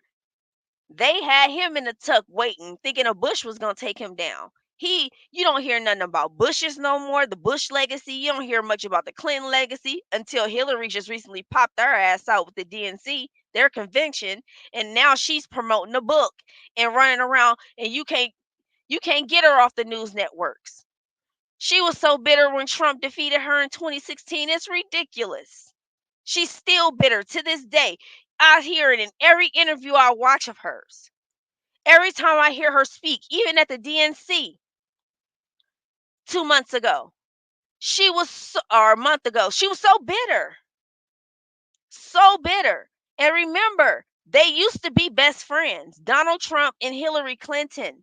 So much so their daughters became best friends. Trump has donated to Hillary campaigns, hell, Kamala Harris campaigns. When you're a billionaire and you're building your team, oh, you better believe you got some California attorney generals in your back pocket. You'd be stupid not to. If she because Kamala Harris was that. She took his money. Since he was such a racist, she took his money. They want to say, oh, he donated to her. She took it. She accepted it. She could have easily sent it back. She cashed that check. Y'all not talking about that. She cashed that check. So yet I say again, when you're a billionaire, Robert Kiyosaki said it best, Rich Dad, Poor Dad. He explained and he break down on his podcast from time to time how you build out your team and having a few politicians in your back pocket. And like he said, he owns real estate. He owns golf courses out here in California, not just in Florida, Mar-a-Lago. He has stuff out here in California off Palos Verdes. He has real estate everywhere. The man practically built every skyscraper in New York. New York even flipped on him, for crying out loud. His home state, a state that he literally blood, sweat, tears since the 80s. He been building up New York, and New York flipped on him. New York flipped on him. New York is the one that got him for Letitia James. Their black attorney general. Well, district attorney. They ADA out there in New York. They had 3 of them lined up for Trump. This is how the Democrats play. They had 3 of them lined up for Trump. Kamala Harris is just the latest on the list. She the one that broke through the red tape and got to the top of the ticket. And now she's his last challenge. But trust and believe me when I say they had Fonnie Willis out there in Georgia. They had him questioning the whole election process in America and how did Biden win. He practically pulled an Al Gore for the most part when Al Gore told W. Bush, "We need a recount." That was my first election I voted in 2000. Bush versus Gore. I was a freshman in college, living in San Francisco. Kamala Harris. This is how I'm so familiar with Gavin Newsom.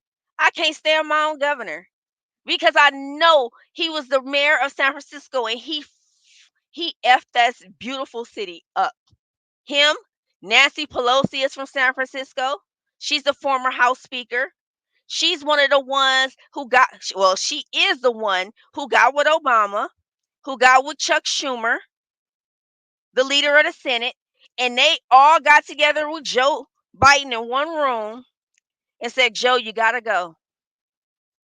Nancy Pelosi, this heifer's supposed to be retired. Just like I said, Hillary Clinton popping out, so too is Nancy Pelosi. I'm like, where these old bats come from? And now we got Kamala Harris. And please understand me when I say it's the people, they put the people who set up the Obama campaign, they're helping her. The people who set up Hillary Clinton's campaign to go against Trump are the same people who's helping her with her campaign as of now. And she likes herself to Obama. She's trying to recreate that whole Obama 2008 movement. Because even in his second term with 2012, he had a wave, but it wasn't like he had in 2008. Because people got wind of his policies and they like, hold up.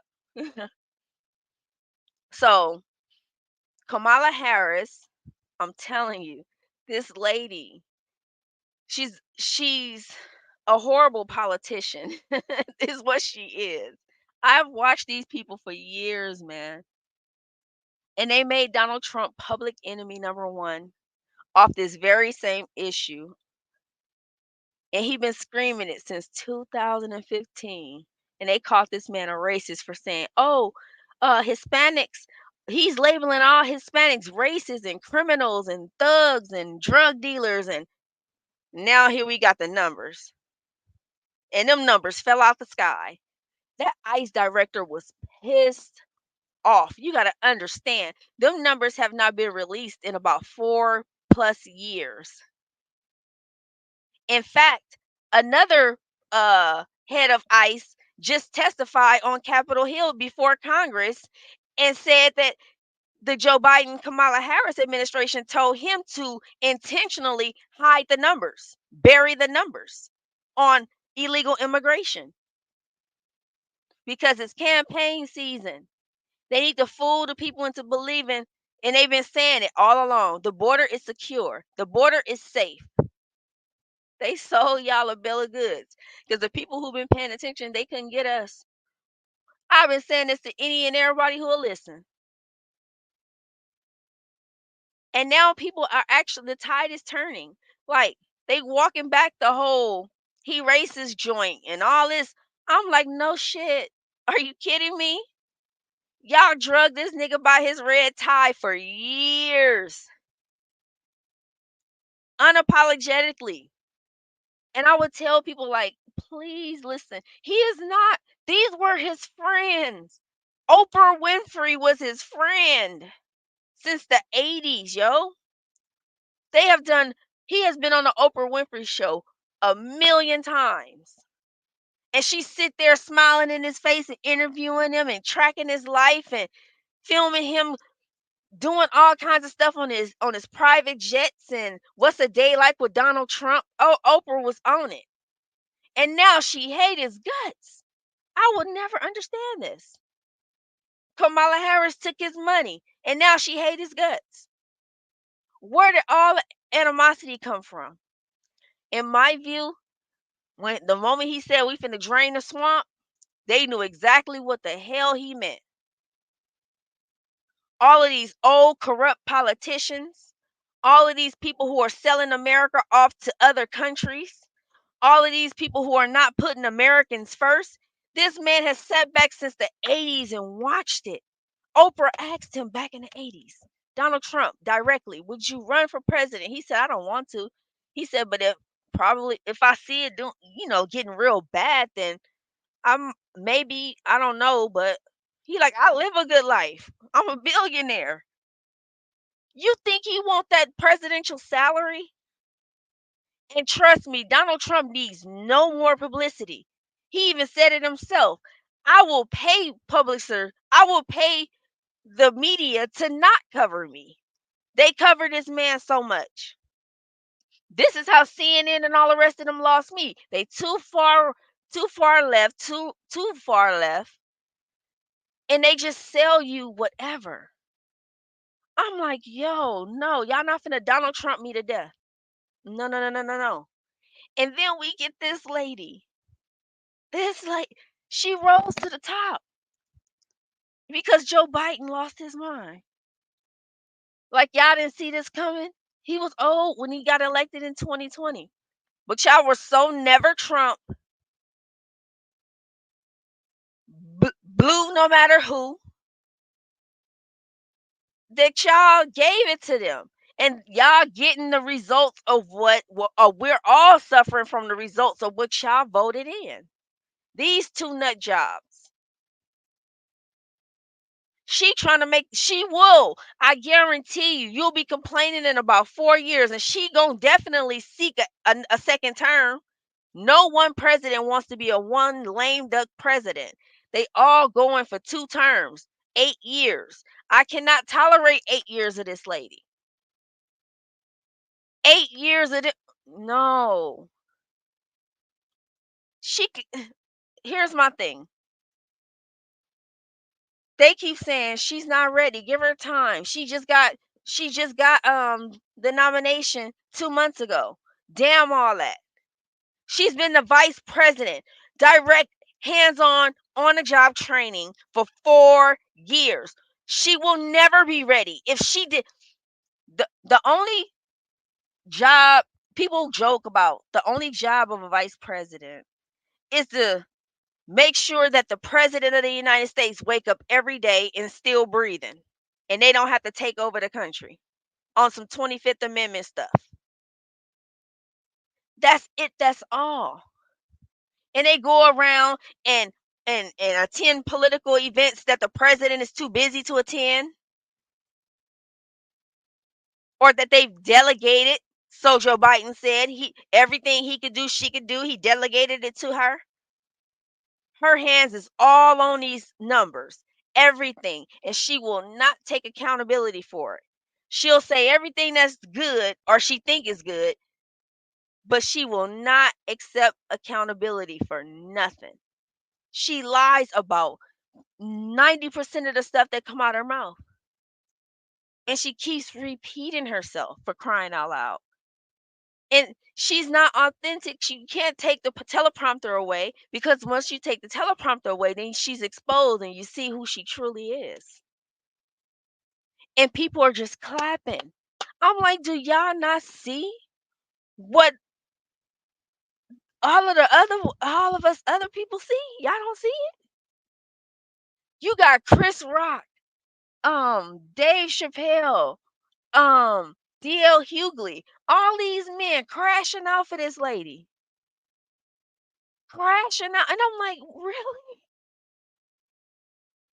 And I have respect for them dudes, man. And I'm like, really?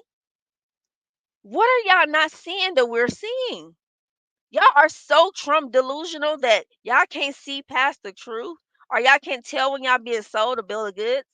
Because what she do is she'll say one thing in front of the camera, like when she proposed something like capital gains taxes or something. Now that piques the interest to the rich people. They like, hold up, you coming messing with our capital gains? Hold up, hold up. Then she started getting phone calls on the back end from the millionaires and billionaire friends of hers. Well, I thought you said you weren't raising taxes. I thought you said you. No, no, no, no. I'm just playing politics. You know how this go. I have to sell this to the people, but I'm not gonna raise the taxes. But then come out here in front of us and make it seem like she tough on. She's a millionaire. That means her taxes going up too, because her cap is $400,000. She said your taxes will not be touched unless it's $400,000. $400,000, really? You know how many small businesses make $400,000 a year? About a huge chunk of them. That's their average if they're doing good. And that has to go back into the business, most of it. And they walk away with very little. And they will be taxed because they fall into that tax bracket. And most small businesses are who? Middle class people. Middle class people. The same middle class people she's saying she gonna save, she gonna crush them. She gonna crush it. You think the middle class dying now? It's finna get choked. It's finna get choked off of her policies. That means everybody's taxes going up. Where's she gonna get the money from? She keeps saying she gonna get this and she gonna get that. $50,000 for startup of a small business or a deduction. $50,000 deduction to start a small business. $25,000 towards a down payment for first time home buyers. All of this stuff. Where are you gonna? How are you gonna make up that revenue? Because like I told you, the federal government we have a $38 trillion deficit, and there's interest that have to be paid on that every year to the tune of damn near they'll be paying in a little bit they'll be paying $1 trillion a year. How fast the deficit today? No, yesterday, September 30th, 2024. I ain't even checked to see what they did, but obviously they raised the debt ceiling again because the government not shut down. But they quietly did that because it's election season. And damn it, we don't need to be talking about no budgets and deficits. And Congress not balancing the budget and doing their job. Nancy Pelosi, Kamala Harris, 33 tiebreaker, put in all them bills that messed up this country. And now she's standing up here asking for a promotion. Now she's standing up here asking for a promotion, yo. She failed her way to a promotion. Good job, girl. Now let's let her finish lying to us. That is not the work of a leader. And that is, in fact, I think we all believe, an abdication of leadership. I would love to see that audience. I swear I would. Because that audience hadn't seen those numbers on behalf of all across our nation who want to see these problems solved, I say we cannot accept Donald Trump's failure to lead. We should not permit scapegoating and for everybody who was instead of solutions. You cool, you win. And let's see what's happening. Let's not permit scapegoating instead of solutions, or rhetoric instead of results.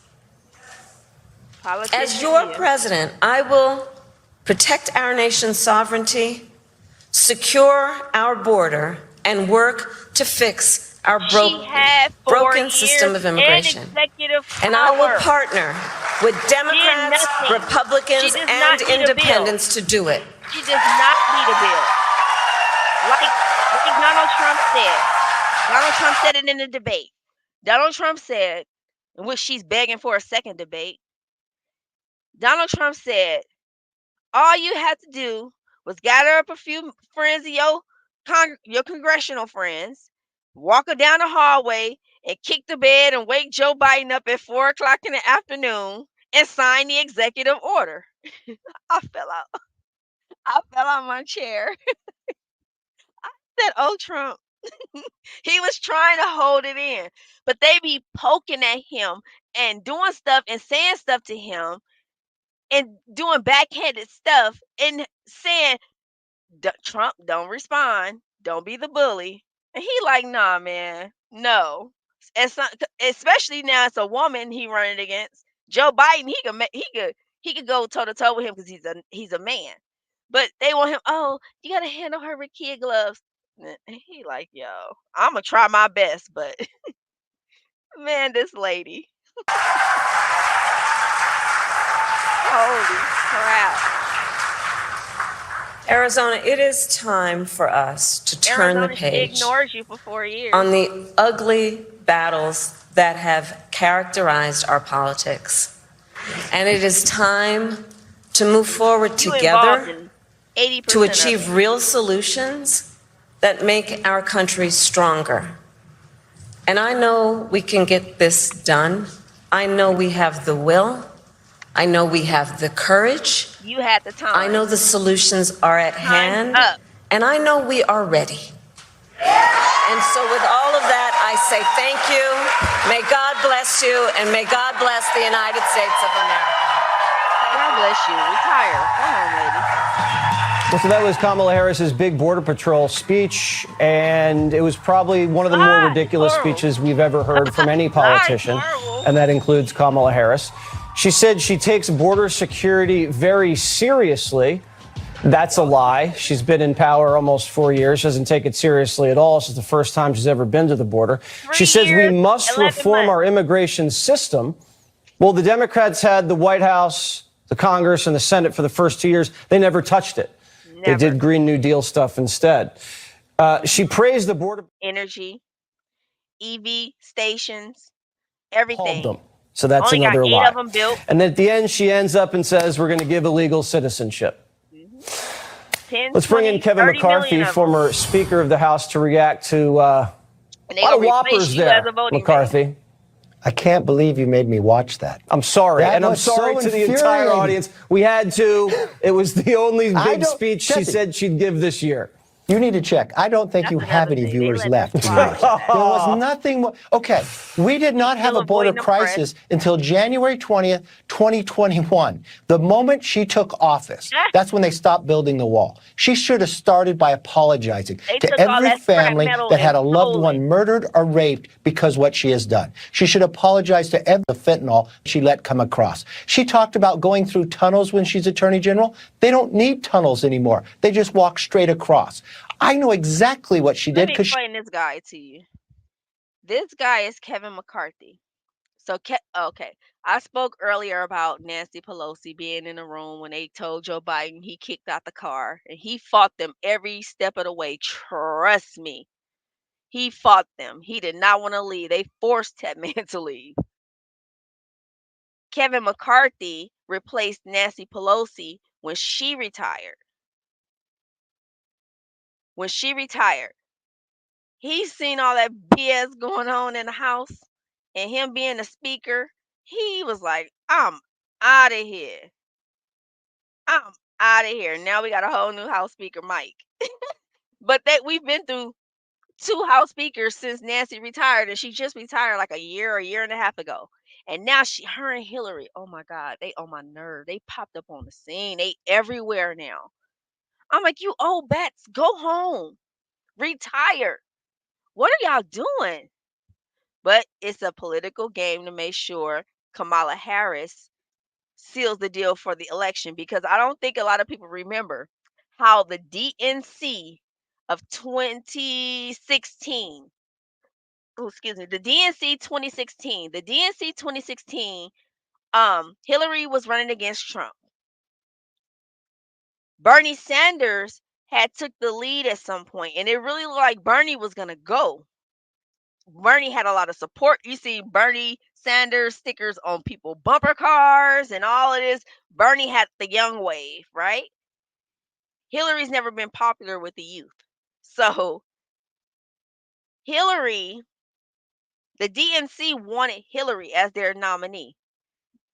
Plain, period. That they wanted Hillary. And they did some corrupt joints behind the scenes and suppress Bernie Sanders and put Hillary ahead of Bernie. Hillary wasn't even beating Bernie. And I remember, like it was yesterday, Debbie Weiserman Schultz was her name. She was a congresswoman down in Florida. And at the time, she was ahead of the DNC. She was the chairman of the DNC. Then they got the flip-flopping. They tossed it to Donna Brazile, the gray-haired black lady. I don't know where she at now. But they tossed it to her. No. In Obama, they had Michael Steele, the black dude. And then they got Debbie Weiserman Schultz, and then she got fired because of the whole Bernie Sanders and Hillary Clinton thing. She was exposed for rigging the DNC in favor of Hillary.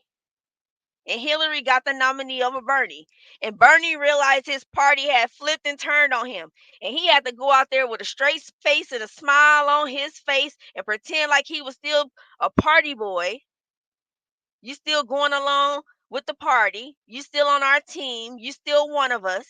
You ain't kicked out the car yet. But we had to make sure you didn't win because we need Hillary up at the top of the ticket. And he realized they did that to him. And he had to go out there with a straight face and start supporting and trying to get his follower, his base that he grew organically to now support Hillary Clinton so that they wouldn't run over to Trump or just throw their vote away, period, or just stay home. Bernie Sanders got that. Bernie Sanders got that. And he's still scoring. He'll never forget that because he know he was supposed to be at the top of the ticket if you were going off numbers. They rigged it for Hillary. Just like they rigged it for Kamala. Well, Kamala was she's different because it was like a 25th Amendment joint where he basically became disabled. And with 2 months, because he backed out in like, what, July? The shooting was July 13th. So it was somewhere like late July. He backed out. But yeah, he didn't want to go. He didn't want to go. And this guy right here, he backed out too. He was like, I'm done with House speakership. So now we got Mike. But he would have been in line to be like, like I said, the 25th Amendment, if the president is disabled, died, impeached, or something like that, then it goes to the vice president. But if the vice president chokes, he the next in line. He was like, nah. Yeah, take that back. I'm gone. I hate that because now we get Nancy Pelosi. Go home. You're not the speaker She no fought more. me every step of the way. When they took into office, we literally had a gate where the motor broke down. They wouldn't let us fix the gate, so we had to park a truck in front of it. She should apologize to every border agent that had lost a loved one because of suicide, which what they have done. I mean, and did you listen to what she said? She said she's going to get really tough. So if you don't walk across that port and then claim asylum, then you can't get in. So everyone's just going to walk now and have more. Then she said she wants to make sure all those people become citizens, all those 400,000 criminals. But the one part you're missing, Jesse, the most violent of all people in this entire world are on the terrorist watch list. They allow more people in 1 month to come across this border in the terror watch list than entire 4 years under President Trump. And we have watched what people have done to this nation, in less than 30 of them, and they have allowed more than 300. Who knows what they have cells inside our nation? And these, you talk about those cartels, Sinaloa, you can't get across in Arizona unless you pay them. And you know when people come across there, they're wearing camouflage outfits and they're carrying fentanyl. This is so, it just infuriates me watching what she has done and what she created. She is the fireman that is now the arsonist. And to sit there and tell the American people this, it's infuriating. So why'd she do it, McCarthy? I mean, this isn't her issue. They made her go down there to do it so she can say she did it. They wrote the script. She could have done all the things with Joe that she's talking about doing if she's elected. So why'd she even go? Because she is losing. She knows this is an important issue because she has made every city in America a border city. You know, in Massachusetts, there are no Republicans in Congress, but the Democratic governor of Massachusetts declared an emergency based upon the southern border. You watch what's happened in New York. Every single place. And not only do they let them come across, they give them an airline ticket, a new iPhone, and they send them lots of times into red states. And now they want to make them citizens. This is what they're trying to do. It's more than 15 million people. And I just don't understand it. Look, we are all immigrants. We want people to come here legally and have a process. Donald Trump built a wall. They stopped it. Donald Trump secured our border and stopped criminals from coming across. The border agents know it better than anybody else, and they're very clear about who is the best for this. But they have. Everybody knows. Listen, it's common sense. Everybody knows we have to cover it. It's part of the news business. But Oh my God. Yeah, those are her numbers. So that was Kamala Harris's big Border Patrol speech, and it was probably one of the more ridiculous speeches we've ever heard from any politician, and that includes Kamala Harris. She said she takes border security very seriously. That's a lie. She's been in power almost 4 years. She doesn't take it seriously at all. This is the first time she's ever been to the border. She says we must reform our immigration system. Well, the Democrats had the White House, the Congress, and the Senate for the first 2 years. They never touched it. They did Green New Deal stuff instead. She praised the Border Patrol. The Border Patrol hates Kamala Harris. They've endorsed Donald Trump. They've just called her a failure. She says we need more Border Patrol agents. More Border Patrol agents don't matter if all they're going to do is process more illegal aliens into the country.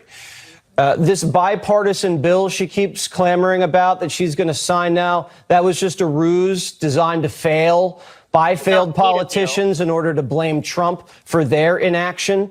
It didn't do anything to secure the border. It didn't end catch and release, and it didn't deport a single person. She says she's tough on cartels. How? Give me one example. How were you tough on cartels? The cartels have made more money over the last 4 years than they've ever made in the history of their organizations. She says she's tough on cartels and drugs as AG in California. Right. Drug activity and gang activity in California under her leadership as AG exploded. She says she's for common sense approaches, held thousands of men but she's against the wall. Okay? She says she wants an orderly and secure process. Anybody who just read the last report that said she let 500,000 criminals into the country knows that's not orderly and secure. Fentanyl went up every single year in the United States under Kamala Harris and Joe Biden. She says she's going to get tough and cut a deal with China because they're exporting all of those precursor chemicals to the cartels that gets manufactured. Biden already claimed he got a deal with China last year. Remember the big fentanyl deal? Nothing. Never happened. Fentanyl kept coming. She said that her highest priority is to protect the lives of the American people. Did y'all see them She never numbers? said Laken Riley's name. All these people that have been victims of migrants, she's never even called them. So that's another lie. And then at the end, she ends up and says, we're going to give illegal citizenship. Those numbers. Next guest is an Arizona rancher who blames Kamala for the wide open border. Timothy Klump joins me now. Timothy, you heard her. You heard her blame Trump. You heard her say she's going to do this and that. What do you think? It is a little frustrating because it's funny that Donald Trump had the border secure and then she had control of, then she gets in power and gets rid of everything that Donald Trump did. And then she says that the reason that she can't secure the border is because she needs a bill. So I'd like to ask her, what bill is it that you used in Congress to get rid of Donald Trump's border wall stuff? Because it actually worked, you know? It was executive orders. They made Joe sign a bunch of paperwork, and it just stripped out everything Trump did. So you're a rancher down there. What have you seen? What have you witnessed in the last couple years because of this policy? It's just been chaos. It was real bad. They scrapped all that. It was real bad before Donald Trump got elected the first time. Well, the only time with Obama, they stopped processing people. So people would just run through every single day. It'd just be, you'd see so many people, like up to 50 people a day. until the election. And the minute that Donald Trump got elected, everything just stopped. And he hadn't even taken over yet, but he had such a clear border policy that the people knew, I don't want to come and they don't want me there. So then they seemed like they just stayed out. And then it was like, as soon as Donald Trump got out of office, the spigot just turned right back on. And then they say, oh, and it was funny too, because they always say they need more Border Patrol agents, but they will always put the Border Patrol agents out inside of the inland of our state and our county of Cochise County. But whenever Donald Trump was there, the Border Patrol agents were actually on the border. They were on the border, right there next to the border. Imagine the Border Patrol agents are on the border. What a brilliant idea. Yeah, I liked it. It was nice because nowadays, a lot of times, like my brother, he got in a collision whenever he got in the middle of one of those high-speed chases off the border, and they put out these strips, and nail strips, and my brother had his whole family, 3 little babies inside of his car and his wife. The car got totaled. The Border Patrol, they don't want to pay for it, and the guy that was drug running, he didn't want to pay for it either because he got away, and it's hard to, get a coyote to give you money for your car. No kidding. What a mess. It's just chaos. What an absolute mess. Those numbers are chaos, and they belong to her. That was Kamala Harris, coming out and basically saying, I'm a big border hawk. She had her nice jacket on. This is her big border security speech she's about to give. There's a reason why there's only she just let in 10 million illegals. Half of them were convicted criminals. They don't support That means her. about 5% of the Biden-Harris migrants are ex-cons. 3 years and 11 And months. Biden Harris have no idea where they are. They let in 13,000 convicted murderers and lost track of them. They let in 15,000 convicted rapists, and now they're gone. No reason. That came I always assumed when an illegal was caught by Border Patrol and they did a background check and they found out the guy was a convicted murderer, they'd immediately detain them and deport them. But no, I had no idea Biden and Harris were catching convicted killers and letting them loose into the country. Oh, you murdered your brother? Here's a court date in 5 years and for your asylum hearing. Take this free phone, get on that plane. I hope you like New York. Exactly. Oh, you raped a kid? Here's a free sandwich, a free sex change, and a bus ticket to Houston. Yep. These people aren't seeking asylum. We should be seeking asylum from That's how far them. left she is. Trump says, I told you so. Some egghead maybe said, oh, it's wonderful to release people, and it sounds so nice. We're releasing migrants into our country. But these are killers. These are people at the highest level of killing that cut your throat, and they won't even think about it the next morning. These are convicted people for life, are now in our country, and I... He like, yo. Trump says, I told you so.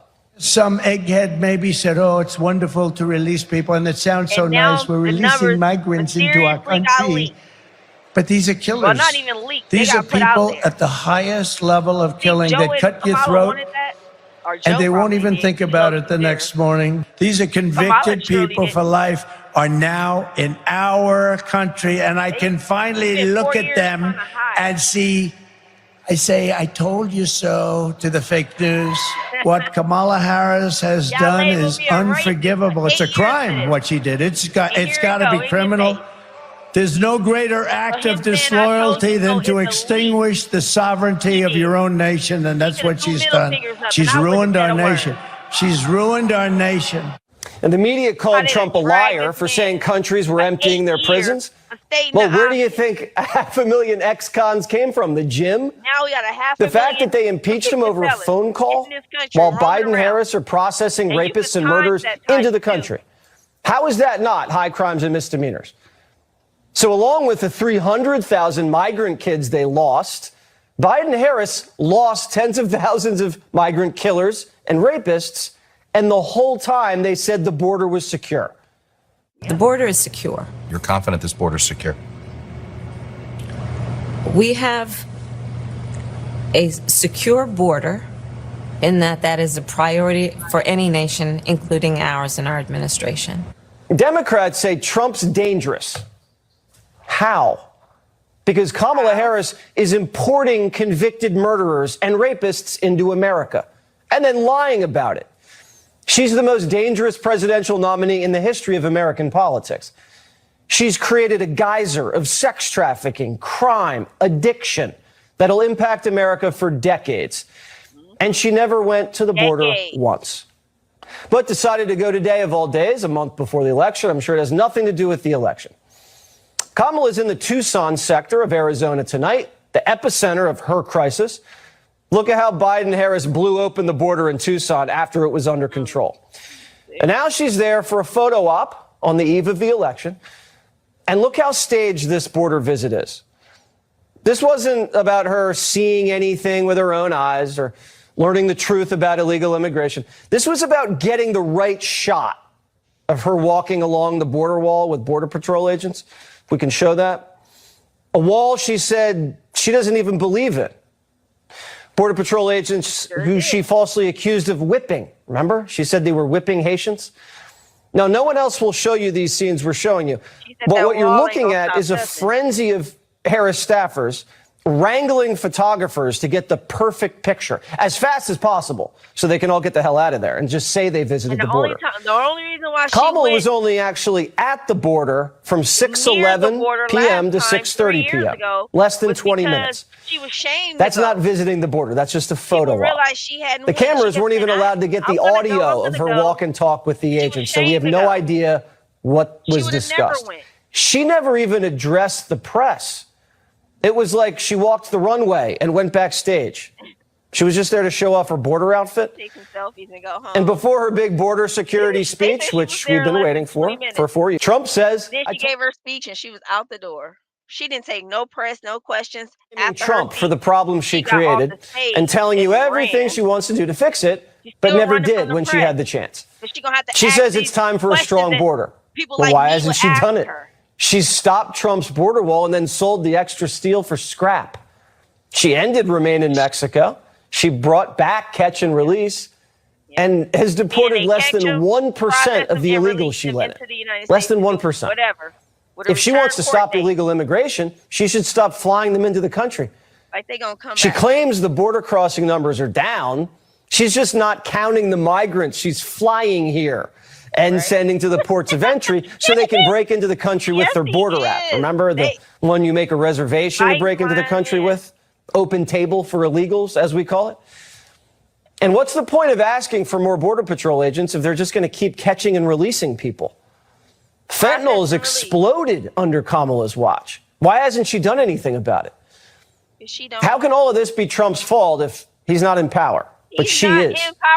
He doesn't have the power to do anything about the border. She does. He's a private citizen. Kamala keeps saying she prosecuted drug cartels in California. But it's all his Then why fault. didn't she do anything as vice president? The cartels quadrupled their cash flow under Harris. They're the only ones who had wages going up. If Kamala Harris really wanted to secure the border, she would have called the Border Patrol chief and made a plan. I've never had one conversation with the president or the vice president for that matter. And so I was the chief of the Border Patrol. I commanded 21,000 people. That's a problem. Think about how backwards all of this is. The border czar brings 500,000 criminals into the country and thinks it's mean to deport them. And yes, she wants mass amnesty, meaning grant citizenship and they're here. They're here forever. Stop letting this lady lie to you. Please, this lady. But she's trying to sell America the biggest bag of BS I have ever seen any politician do. It is mind-boggling. And trust me, I have seen and paid close attention to many presidential cycles.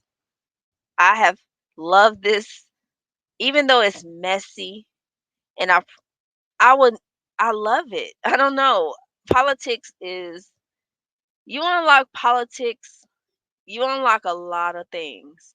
And I've been around too long to allow Kamala Harris to play in my face. And please don't let her play in y'all's, because you heard it from her own mouth how she's flipped on every policy she has flipped on. She has not stood 10 toes down and held her ground about none of her beliefs. She flip-flop when it's necessary for her to flip flop and she conforms to whatever demographic she's trying to gather the attention of. It is frustrating to watch. And people eating it up. Just in 2020, y'all didn't even want her. Y'all didn't vote for her. Y'all delegates didn't vote for her, not one vote. She went home in embarrassment. Now here 4 years later, the whole world going crazy. You got people jumping out the window for her. I'm like, really? 4 years makes a hell of a difference. But please, it's too close to the election, and this election means too much. The most in modern history. Please don't screw this up. Because we will 10 times out of 10 get 8 years of this lady. She's going to go for a second term. And I got a feeling that irregardless if she makes this country worse or not, she will get probably another term. Because people are proving themselves to be that damn, as Trump says, stupid. Like how? Either y'all not paying attention or y'all just, either way, y'all ain't paying attention. Because it's right there. It's in your back pocket. You got a phone, it's right there. She's just hoping you don't go look. Don't let this lady play in your face. We 30 days, 34 days out from an election, and an important election. This means she's trying to tax unrealized gains. Do y'all know what that means? If you own anything of value, anything on paper that you gain profit wise, whether you cash it out or not, they don't tax those gains until you cash out. You try to move the money. Then that's when it triggers a taxable event. But if you just keep that as an asset on paper and it gain in value, she's trying to go in there and tax it whether you cash it out or not. So if you own stocks, if you own hell a car that went up in value, art that went up in value, definitely real estate that went up in value. If you own cryptocurrency, anything that you own, paper wise or physical, you have to pay a tax on that. Mark Cuban, one of her supposed surrogates, said it best. He went on and he unintentionally said it, but he said it. This is a billionaire. And when he sold, what was it, broadcast.com? Because he was the innovator for internet and being able to, stream videos and broadcast over the internet. Internet was just a lot of typing before he got his hands on it. And he sold broadcast.com and became a billionaire. Then he went on to buy the Dallas Mavericks. He's on Shark Tank and all of these great things, right? But he's one of her surrogates, and he riding with her because he's a never Trumper. He hates Trump, right? Even though they both in the billionaire class, he can't stand him. And he unintentionally told this story of how when he was younger and he owned broadcast.com, he was like he was explaining taxing unrealized gains. And he was like, if I had to pay taxes, he said on paper, I was stupid rich. But in my bank account, I was cash poor. He said if